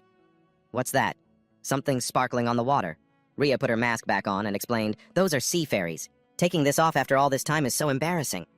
Nari didn't understand and asked again, "Sea fairies?" Rhea then explained, "They're actually seahorse monsters that live in the deep sea, but we gave them that nickname because they look like fairies when they play. They surface at night to have fun. And when the sun rises, they return home. If you follow the sea fairies, then you can find the luminous yellow quartz." Jogan shot to his feet, startled. "Quartz? I completely forgot about my original goal." He asked, "How long until sunrise?" Ayubel didn't understand, but answered anyway. "Probably soon." Dugan took a deep breath and told himself, "I guess I'll go for a swim. It's been a while." Meanwhile, in a laboratory, an old man rested his chin on his hand and asked, "What about the whereabouts of the mechanical creature?" The person below reported, "About 10 B-rank hunters found it in the forest a few times, but they all failed to capture it. It seems to be hiding somewhere in the coastal area now." He couldn't believe it and repeated, "The coastal area?" A subordinate recounted in more detail. "Some A-rank hunters went to the coastal area a while ago. They all returned with amnesia. However, the mechanical creature's location data was still saved on their tracking devices." "Yes." Just then his phone rang. He immediately answered, greeting warmly. "It's been a while, CEO An." Director An was furious, yelling into the phone, "Yes, Professor, it certainly has been a while. There's something I want to ask you. Do you happen to know a place called the Tira Research Lab?" "Yes." The old man answered immediately without a thought. "I've never heard of such a place." Director An tried to jog his memory. "It's an illegal lab that's been operating for a very long time." But the old man insisted firmly, "Director An, Hanbit is not that kind of research institute." He stammered, "I'm sorry, I didn't mean it like that." Hearing that, the old man was satisfied and chuckled. "Professor An Bokdeok always taught me to be an upright and honest researcher. I, Han Myeondu, have never forgotten the teachings of my beloved mentor. Well then, I'll be taking my leave." Hanging up, the old man felt a bit suspicious. Why would the name of an illegal lab that's not on record be mentioned by that man's grandson? Suddenly there was a knock on the door. Han Myeondu had to put his thoughts aside and said, "Come in." Immediately, a researcher carrying a suitcase entered excitedly. "Director, it's a success!" Han Myeondu ran over, overjoyed. "Is that so?" The other confirmed, "Yes, just as you instructed. The combination of liquid metal and mandragora has created—" The old man's eyes narrowed into a smile as he looked at the mandragora specimen. Liquid metal. It seems this combination yielded good results. Mandragora are monsters with an extremely strong instinct to bond with their own kind. Their sensory abilities are also exceptionally superior. And we've combined it with liquid metal, which has extremely strong bonding properties. Good thing I saved some. A chimera combining these two will surely find the mechanical creature faster than any tracking device. Thinking this, the old man waved his hand and ordered, "Triple the reward and send out a notice to the elite A-rank hunters immediately. My life's masterpiece, I will find it at any cost." Meanwhile, at the gate, Yubel stood by the shore waiting, shaking his head in exasperation. Made of quartz. That's just like his weird style. Last night, Dogun had offered, "You guys should come over to my place. I have a pretty decent cook, he's just bald." Yubel was doubtful. "His place? A cook? Don't tell me you're living in the demon world." Dogun reminisced. "Well, after staying there for a while, it's actually pretty nice." Yubel couldn't help but ask, But you can go to the human world? Dugun asked back. Do you want to go back? Yubel fell silent, not answering. After a moment, he nodded in agreement. It's not like I have any good memories there. Though sometimes I do wonder how that place has changed. Hearing this, he said seriously, the residual magic on your body, I might be able to remove it. Yubel was utterly astonished. What? How? He explained. There's an alchemist named Manager Kim who created the elixir. He's quite skilled. I was planning to ask him to research different types of magic. So if you're interested, just let me know. There's a big difference between not wanting to go and not being able to go. But don't get your hopes up too high. Yubel fell silent again, then couldn't hold back his tears. Why? Why do you always help us when we've never done anything for you? Dugun looked at the sky. His eyes were filled with nostalgia. It's just that, when I look at you two siblings, sometimes I wonder if there's anything in this world more important than survival. I think that by helping you, perhaps I'll find the answer. Back in the present, the water surface bubbled furiously. Yubel stared down intently. It's coming up! The next second, Rhea shot up into the air. She grabbed a shimmering golden thread, tied it to a rock, and threw it over. Big bro, catch! Yubel did as he was told, but didn't understand. What is this? Rhea didn't explain, but urged, now pull! Yubel broke out in a cold sweat from the weight. Why is it so heavy? After a moment of struggle, the thread pulled a giant golden net full of quartz out of the water. Yubel was stunned, unable to believe his eyes. Quartz? Did you mine all of this yourself? The next second, Dogun and Nari emerged from the water. Looking at the little girl, he said happily, that was fun. It's been a long time since I've been for a swim. Nari was also very excited. I had fun too. Last night, Nari and Rhea had placed seahorses on their heads and swum down, cheering as they looked at the quartz under the sea. The sea fairy's home looks like a golden palace. I hope we can go again next time. Dogun smiled. All right, shall we go? Looking at the pile of quartz as high as a small mountain, Yubel hesitated. But how are you planning to move all of this back to the forest? How? Before he could answer, a giant shadow passed over their heads. Dogun said nonchalantly, I'm still thinking about that. Huh? Yubel was terrified. Huh? Is that a rock? Why would a herd animal be all alone like this? Nari waved excitedly. Is that a parrot? It's so beautiful, Rhea said coldly. It only looks good from a distance. Get any closer and you'll change your mind. They're over 4 meters long and extremely ferocious. That's why we don't even dare to mess with them. Teacher Gun just stared intently at the monster, Yubel. LM guessed his crazy idea. Don't tell me you're not actually planning to do it, are you? He smiled in confirmation. I was just thinking I need the perfect truck. A little later, over at the Mandragora garden, Nam Kiseok was sitting cross-legged, training. He could feel the magic power surging inside his body. He thought to himself, I can definitely feel my mana core has gotten bigger. At this rate, becoming an A rank might not just be a dream. I wonder when Dogun will be back. While he was lost in thought, the metal Mandragora fell with a loud thud. Nam Kiseok's face went pale as he watched. What the? Next to it were 3 hunters, beating it repeatedly. One of them yelled, Hey! Wipe that look off your face, or I'll melt you down! Suddenly, one of them glanced up and spotted Nam Kiseok. He started murmuring in amazement. What's this? Isn't that the bald Nam Kiseok? Yeah, that's him. And what's with those clothes? Did you become a jungle man now or something? Instinctively, Nam Kiseok covered his head in shame. Those were the A-rank thugs he'd met when he applied for the test. He involuntarily remembered the time they beat him up. He'd failed 7 times, to the point he wanted to give up. The leader threatened, Want me to pull out what's left of your hair? Now seeing them here, he wondered what they were doing all the way out here. Suddenly, 3 Mandragoras rushed out and stood in front of him. The thugs whispered curiously, No way. Could those be wild Mandragoras? How much would 3 wild ones be worth? Get them! The blonde one proactively crouched down, trying to coax it. Are you mad because we invaded your territory? Come on, be a good boy and come here. Nam Kiseok gritted his teeth in anger. No! Dugun really cherishes them. I have to protect them. Suddenly, the chubby Mandragora swung its leg back to brace itself. Following its stomp, a massive, earth-shattering explosion erupted. Through the thick cloud of smoke and dust, the panicked voices of the 3 hunters rang out. What's happening? An earthquake? Yubel and Rhea landed, getting off the parrot's back. Yubel asked, Big bro, is this the place? But who are they? Rhea, still a bit dazed from the medicine, mumbled, How many houses could there be in this forest anyway? Oh, guests? Not far away, the poor parrot was sweating, its tongue hanging out as it panted heavily. Nari, sitting on top, grumbled, Uncle, this thing is too slow. Yeah, Dogun nodded in agreement. Yeah, maybe I was a bit too rough when I tamed it. I'm starting to feel a little bad for it. Meanwhile, Nam Kiseok held his head and cried out, What in the world is happening? That's clearly a disaster-level monster that's supposed to live in the coastal region. Why did it show up here? He involuntarily recalled what Dogun had said. All right, I have to go to the coastal region right away. His face turned pale at the thought. Come to think of it, Big Bro and Nari went in that direction. Don't tell me something happened to them. If that's the case, then even if I don't want to, I'll have to cooperate with these thugs. But before the three thugs could do anything, they were preempted. Yubel quickly closed in and asked, "Are you Dogun's cook?" Judging by the hair, I guess that's right. Nam Kisok was so scared he jumped back. A talking monster? Wait a minute. Dogun's cook? So you know our big bro? Yubel cheerfully confirmed, "He's our friend." This made Nam Kiseok even more bewildered. A disaster-level monster. Is friends with Big Bro? What kind of life has he been living? Then Yubel looked over at the three thugs and asked, "But who are these people? They don't look like guests at all." Nam Kiseok hesitated, calculating. That is, wait, this could be a good opportunity for me, right? Thinking this, he grinned wickedly and pointed at the hunters. "They're thieves who were trying to steal Big Bro Dogun's mandragoras." Hearing this, the color drained from the three thugs' faces. An hour later, peace had returned to the forest. Suddenly, a bird's cry echoed as something heavy fell from the sky and hit the ground with a thud. It was Dogun's group, officially back. Dogun took a deep breath. There's no place like home. Seeing the parrot lying in a flattened heap, unwilling to move, he wondered, was that quartz really that heavy? "You worked hard, get some rest." Ria's eyes widened in disbelief. "You told me to go on ahead. Did you really manage to tame that thing?" Yubel, on the other hand, was starting to get used to this absurdity. Fair enough. It was because of Jogan that Gu rolled off the bird's wing when it changed altitude, hitting someone's leg, and then cried out, "It's been so long since I've flown this high!" But when he saw that it was three thugs all tied up, he screamed, "What the heck? Who are these guys?" Jogan looked over in surprise. "Huh? 3 A-rank hunters? What happened?"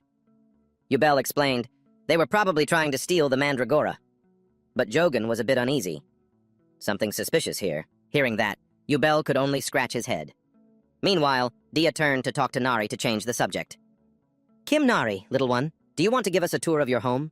I heard the valley there is very beautiful." Nari got excited and waved her hands around wildly. "That's right! There's a really pretty waterfall there, too. Follow me. I'll teach everyone how to catch fish." Once the little girl was gone, Yubel revealed the truth.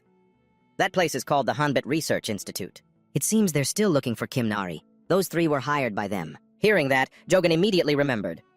"Hanbit, that's the lab where Nam Kisok got the tracking device. I knew those hunters would show up. It seems Kim Nari has a special tracking device attached to her that can even work in the demon world. But Kim Nari and I are in the coastal area. How did they manage to track us all the way out here?" Yubel was also a bit stunned by that question.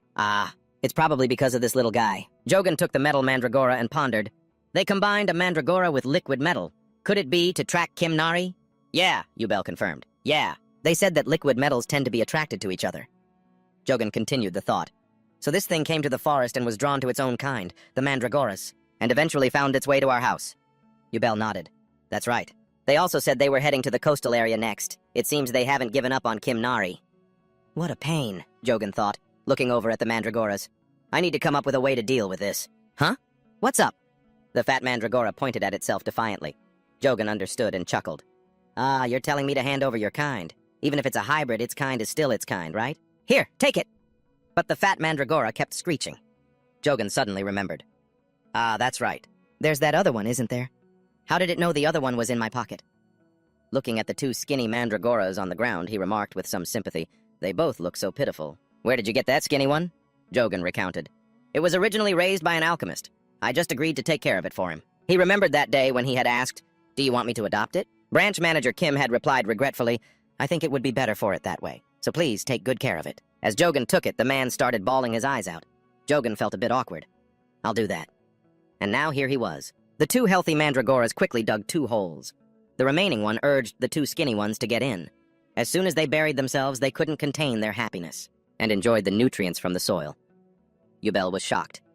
Their affection for their own kind is incredible. Jogan nodded in agreement, his gaze softening. Good thing there are no territorial disputes. They'll probably adapt soon enough. Oh, by the way, have you seen Nam Kisok? He should have been back by now. No sooner had he said it than Nam Kisok's frantic scream echoed from the distance. "Hyungnim, I'm back!" Ria flew in at high speed, carrying the young man like a chick.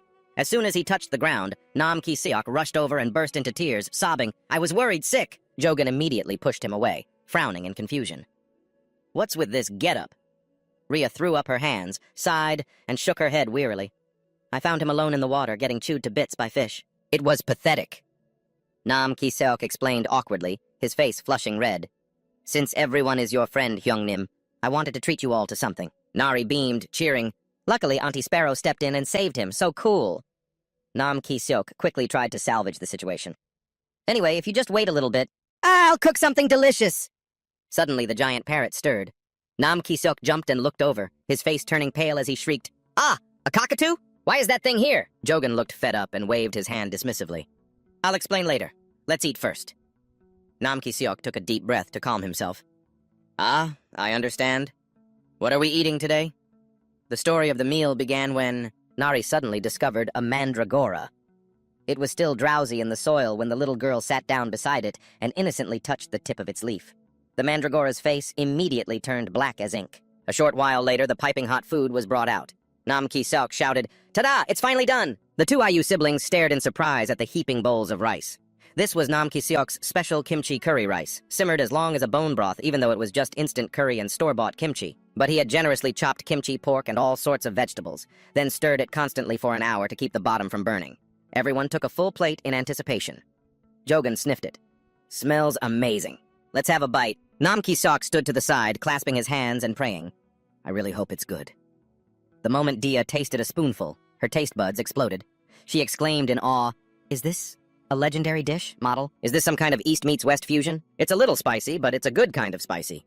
But then she wondered, wait, is India considered the West? Jogan looked visibly flustered by her naive question. Their reaction was like something out of a comedy sketch. Suddenly, he noticed Nari, who had been gloomy and silent this whole time. He asked, "Kim Nari, why aren't you eating?" Nari turned and walked away, her voice sullen. "I don't really have an appetite. I'm just going to go inside and sleep." Watching her small, lonely figure, he thought to himself, that liquid metal chimera must be making her uncomfortable. Maybe I should give her something to do to take her mind off it. That afternoon, while the two mandragoras were sleeping soundly, a dark shadow suddenly fell over the body of the metal mandragora on this side. Yubel and Rhea were still savoring the taste of lunch. Yubel rubbed his stomach. "A professional chef really is different. The flavor is on another level. It's been so long since I've eaten this much." Rhea nodded in agreement. "Yeah, that's right. I feel less like a bird and more like a pig now." Jogan stretched and stood up, suggesting, "Well then, let's build a fence to help digest some of this." The two of them cheerfully stood up and volunteered, "Just leave cutting the light stones to us." Suddenly, the shimmer of a spatial gate appeared, startling the whole group. A gate? Standing in front of it was Nari, holding a metal mandragora. She stepped through, sobbing, "If I stay here, you'll be in danger too, so we're going back to where we belong. Goodbye, mister." Jogan rushed forward, pulling her back and scolding her gently. "Where do you think you're going? This is your home." By the door of the house, Yubel and Rhea also shook their heads, exasperated by the scene. Meanwhile, Nari turned back, crying her eyes out. He sighed to himself, helpless. "They say kids can disappear in the blink of an eye. I guess I can't take my eyes off you for a second now." A little while later, a steaming bowl of ramen was brought out. Nari, her face flushed, hesitantly scooped up a small bite. Tasting how good it was, she began to eat like she was starving, shouting with delight, "Mister, this is even better than last time!" Nam Ki-seok stood nearby, nodding smugly. "Ramen really is the best late-night snack." Rhea worried, thinking threateningly, "Just think, a kid that young already running away from home. If you do that again, I'm going to scold you, you hear?" The little girl paid her no mind, lifting the whole bowl and slurping loudly as she replied, "I know, I'm sorry." After a moment, Nari put the bowl down, stuck out her tongue, and whined, "So spicy!" Nam Ki-seok immediately placed a pack of soft drinks on the table, saying, "If it's too spicy, drink this. My mom says this is the best thing for when you eat spicy food." Seeing it, Yubel immediately recognized it. "Oh, I think they used to give us this stuff at the research lab, too." Nam Ki-seok, full of pride, shared, "There's still plenty, so one for everyone." After they finished eating, he took the bowls and chopsticks, not forgetting to remind him, "Hey, young, I'm going to wash the dishes and then get back to the task you gave me." Yubel stood up from his seat and suggested, "Shall we get back to cutting light stones?" Rhea stretched and replied, "Sounds good." After the three of them left and the drinks were finished, Nari lowered her head guiltily. "Mister, I'm sorry for making you worry." He comforted her gently. "Sorry for what? You didn't do anything wrong." He thought to himself, "The ones who are wrong aren't you, but the bastards who created you and plan to use you." Suddenly, Jogan's demeanor changed. He rested his chin on his hand and asked in a serious tone, "So, can you tell me about your friends from the coconut tribe?" Nari shyly looked up. "My friends?" He frowned, calculating. "When we go to clean up the Hanbit lab, your friends can't get hurt." That's something he shouldn't say out loud. "Yeah." After a moment's hesitation, he nodded. "Yeah, I remember you mentioning them before." Nari, no longer shy, started gesturing excitedly as she explained, I'm close with 3 of them." As he listened intently, he organized the information in his head. "Looks like I won't even need to ask for the lab's location. Nam Ki-seok definitely knows. I wonder if our boy is handling that job okay."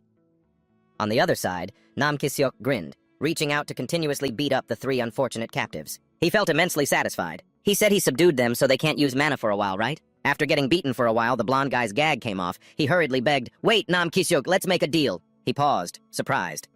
"A deal?" The blonde guy spoke urgently. "Look, if you let us go, we'll go back and give you anything you ask for. We've got some money saved up. You know, with that kind of money, you could buy a whole house in the Golden City. And of course, we won't breathe a single word about what happened here." But upon hearing this, Nam Kisyuk reached into his pocket, rummaged around, and sneered back, "A deal requires two parties on the same level. I'm not the type to be bought off by some spare change like that." As he said that, he held up a powerful black card. The blonde guy broke out in a cold sweat, unable to believe his eyes. "A black card? The kind only issued to the super elite? How did you get that card?" Seeing this, Nam Kisyuk grew even more smug, waving the black card. "Does that even matter right now? I never thought I'd get my revenge for the promotion exam like this." The blonde-haired guy mumbled timidly, "We made a mistake back then, but—" He cut him off immediately. "And you think I'll forgive you just for saying that? Why are you calling me the fool who doesn't know when to stop? You guys are the real infamous bastards in this business. Which sin is greater, huh? Failing an exam? Or is it you guys who beat up the weak, steal money, and scam people just because you have a little power?" As he spoke, he reached into his pocket, fumbled around, and pulled out 3 pills. He gave a wicked smile. "Well now, this is something made from the pollen of the oblivion tree that my big bro gave me. I've compressed it a lot. I don't even know how strong the effect will be." The 3 unlucky guys screamed in terror. "It's probably enough to wipe out all your memories." Nam Kisyuk, unfazed, narrowed his eyes and declared, "That filthy personality of yours, eat this and reset it. Open your mouth!" "No!" The blonde-haired guy, his face pale, screamed defiantly, "No!" Ah. A few days later, the sky was clear and blue again. Gu, walking with Nari, couldn't help but grumble, "Raising a child is seriously exhausting." On the other side, Yubel exclaimed in shock, "What? Are you planning to clean out that Hambit laboratory?" "Yes." Jogan calmly nodded in agreement. "Yes. I'll be taking Nam Kisok and Gu with me, so please look after Dia and Nari while I'm gone." "Yes, sir." He immediately assured him, "Don't worry about a thing." Just then, Nam Kisyok ran up, shouting, "Big bro, everything's ready!" Looking at his radiant face, he couldn't help but wonder, "What's this? Our chef looks pretty happy, doesn't he?" Nam Kisok's bald head shone brightly in the sun.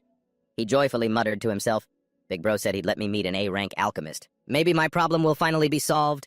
Yubel overheard and snorted with laughter. "Ha ha ha ha, so that's what this is about." Dia, a little worried, reminded him, "But are you really planning to go just like that? You should at least wear a disguise." But he had just remembered. "You're right. That's probably better." Nam Kisok, however, didn't understand, feeling that something was off. Why do we need a disguise just to meet an alchemist? Suddenly, Dia took off the skull helmet from her head, revealing her beautiful, radiant face. She said, "In that case, at least wear this before you go. Don't let your face be recognized. Nothing good will come of it." Jogan casually reached out and took it. "Will this even fit me?" She handed it over, assuring him, "Your face is really small, but your head is surprisingly big." Yubel immediately yelled, "What did you say, you little brat?" "I dare you to say that again." Nam Ki-seok, who was still cheering excitedly, suddenly fell silent. He placed a hand on his chest, wondering, "What is this? Why is my heart beating so fast? Could this be love at first sight?" But reality was cruel. No, Yubel had just uttered one curse when Dia started chasing him. "I'm going to kill you!" With a thud, Nam Ki-seok dropped to his knees, startling her. She turned to him. "Ma'am, please forgive my rudeness. It's just that I'm the type of person who acts as soon as something comes to mind." "What is your ideal type?" Oh, this scene made both Jogan and Yubel choke on their water, unable to believe their eyes. Dia, on the other hand, was stunned and stammered, My ideal type?" The other two watched Nam Ki-seok, eagerly anticipating the drama. "Oh, it's been a while since we had some fun like this. He looks serious, doesn't he?" "He's always like that. If someone asks him a question, he has to answer right away." "Yes."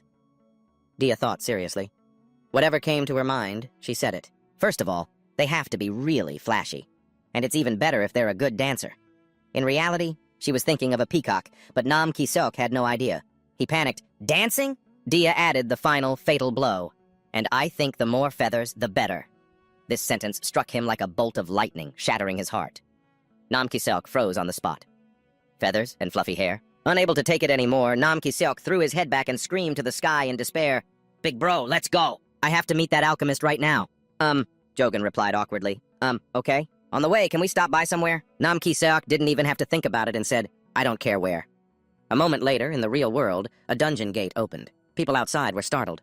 "What's that? Why is the return gate so big?" From inside, a giant beak emerged, followed by a giant, colorful parrot that flew out, terrifying the crowd below.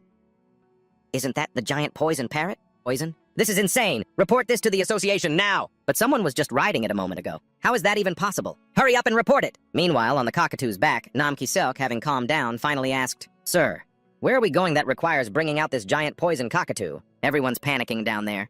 Joe-gun replied nonchalantly. Why walk when you have a ride? He looked at their strange flight path, growing more curious.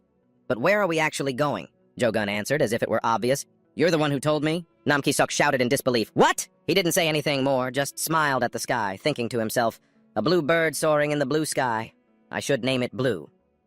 After waiting a little longer, Nam Ki-seok hesitantly asked again, So, where are we going?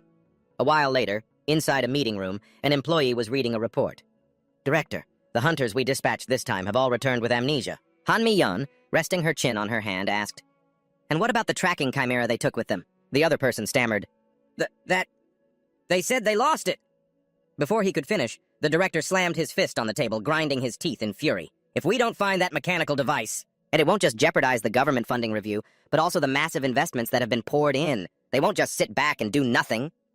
The other person, after a moment of terror, tried to calm down and continued his report. They said they found this in the hunter's clothes. He then handed over a small piece of paper with a short message written on it. See you again. Han Mi-yeon stammered, then roared, See you again? What the hell is that supposed to mean? What kind of bastard is playing games like this? Investigate and bring them to justice before... Before he could finish his sentence, the cockatoo crashed right into the room, cutting him off. Dust and smoke filled the air. Joe-gun jumped down, dusting off his clothes and grumbling, The landing was definitely not smooth. The left tail feather is damaged. I'll have to fix it as soon as we're done here. Manager Kim, can you handle this? Nam Ki-seok, who had been thrown ass over heels, wondered in confusion, Is he not happy with me? Joe-gun's voice echoed throughout the room. So who's the director of this lab? A little while earlier, right before attacking the lab, a confused Nam Ki-seok asked, The Hanbit Laboratory is on the slope of Hibongsan Mountain. Isn't that place between the slums and the Golden City? Joe-gun immediately cut him off. We just have to go a little further. Nam Ki-seok was still bewildered. But, is this really okay, sir? Sir, you probably don't know since you haven't been here in a while. Hanbit isn't just some ordinary lab. They've even gotten media attention for developing Kimnari. No, I mean that mechanical life form, and isn't this illegal? Nam Ki-seok was a man of justice, but Joe-gun didn't seem to care in the slightest, casually remarking, Is that so? Well, we'll find out when we get there. Nam Ki-seok had no choice but to shut his mouth, reminding himself, That's right, he must have a plan. Yes. After another moment, he looked back and asked, Hey, sir, this cockatoo's tail looks a little strange, doesn't it? Joe-gun nodded in reply. Yeah, the left side has no feathers. It's been like that since I first met it. It was running away after being attacked by its own kind because of that tail. I saved it. So that's why it's so obedient to us now? But Nam Ki-seok was still puzzled. But why would it be attacked by its own kind just because its tail feathers won't grow? Joe-gun explained wearily. This species of poison cockatoo is obsessed with beautiful tails.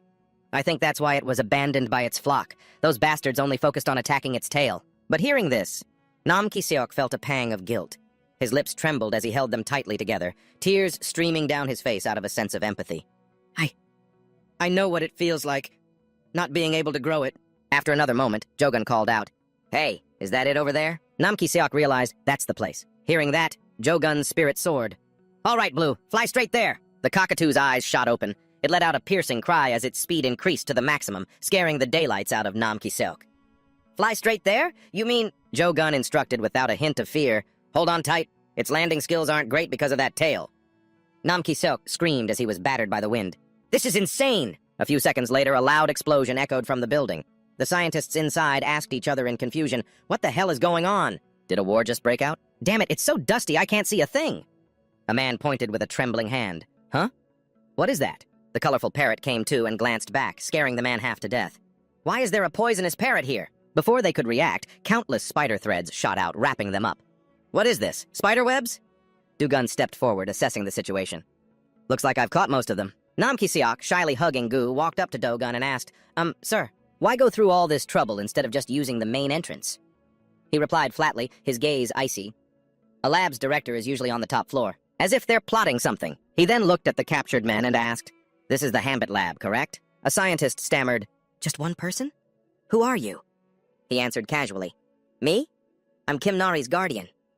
But the scientist, confused, muttered, Who in the world is Kimnari? But he didn't answer, instead glancing at another person and thinking to himself, Makia. That person's voice also rang out, wary. There's an intruder! Meanwhile, in the Golden City, inside the towering skyscraper of the Hunter Association, an authoritative voice spoke. So, how are your preparations for this B-rank exam coming along? If you fail, I'm kicking you out of the house. Do you understand? Yeah. Lee Bako, a C-rank hunter, whined disinterestedly. Grandpa, You're a C-rank hunter, yet you're the president of the Hunter Association. Come on, I'm only in my early 20s and I've already gotten this far. That's pretty fast, don't you think? Anyway, it's been a while since I came to the office. Can I have some spending money, please? Please? Lee Un-soo, the president of the Hunter Association, stroked his beard and sighed. I really am spoiling my only grandson too much. This kid, I'm already 84 years old, you know. So, isn't it about time I had someone to succeed me in this position? Hearing this, he turned away and thought to himself, oh, here we go again. Lee Un-soo continued his lament in a pensive voice. When I was young, I saw awakeners risk their lives to save people, and I established the Hunter Association to help them. I wanted to do my small part to protect the world, but what about the awakeners of today? They no longer take on dangerous jobs. Most of them only care about what makes money.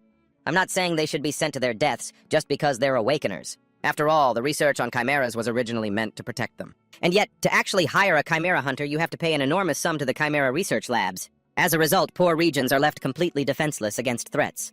Everyone is just trying to get by. You can't really blame the hunters for that, though. But as someone who still remembers the heroes of the old days, I believe a world where a life is valued by money is wrong. At times like these, the Hunter Association must be a stronger pillar than ever. And yet everyone is aiming for this chair just for the money, because becoming president helps them build an even stronger power base. Because I awakened late and only have a low rank, I've had to live as a powerless president.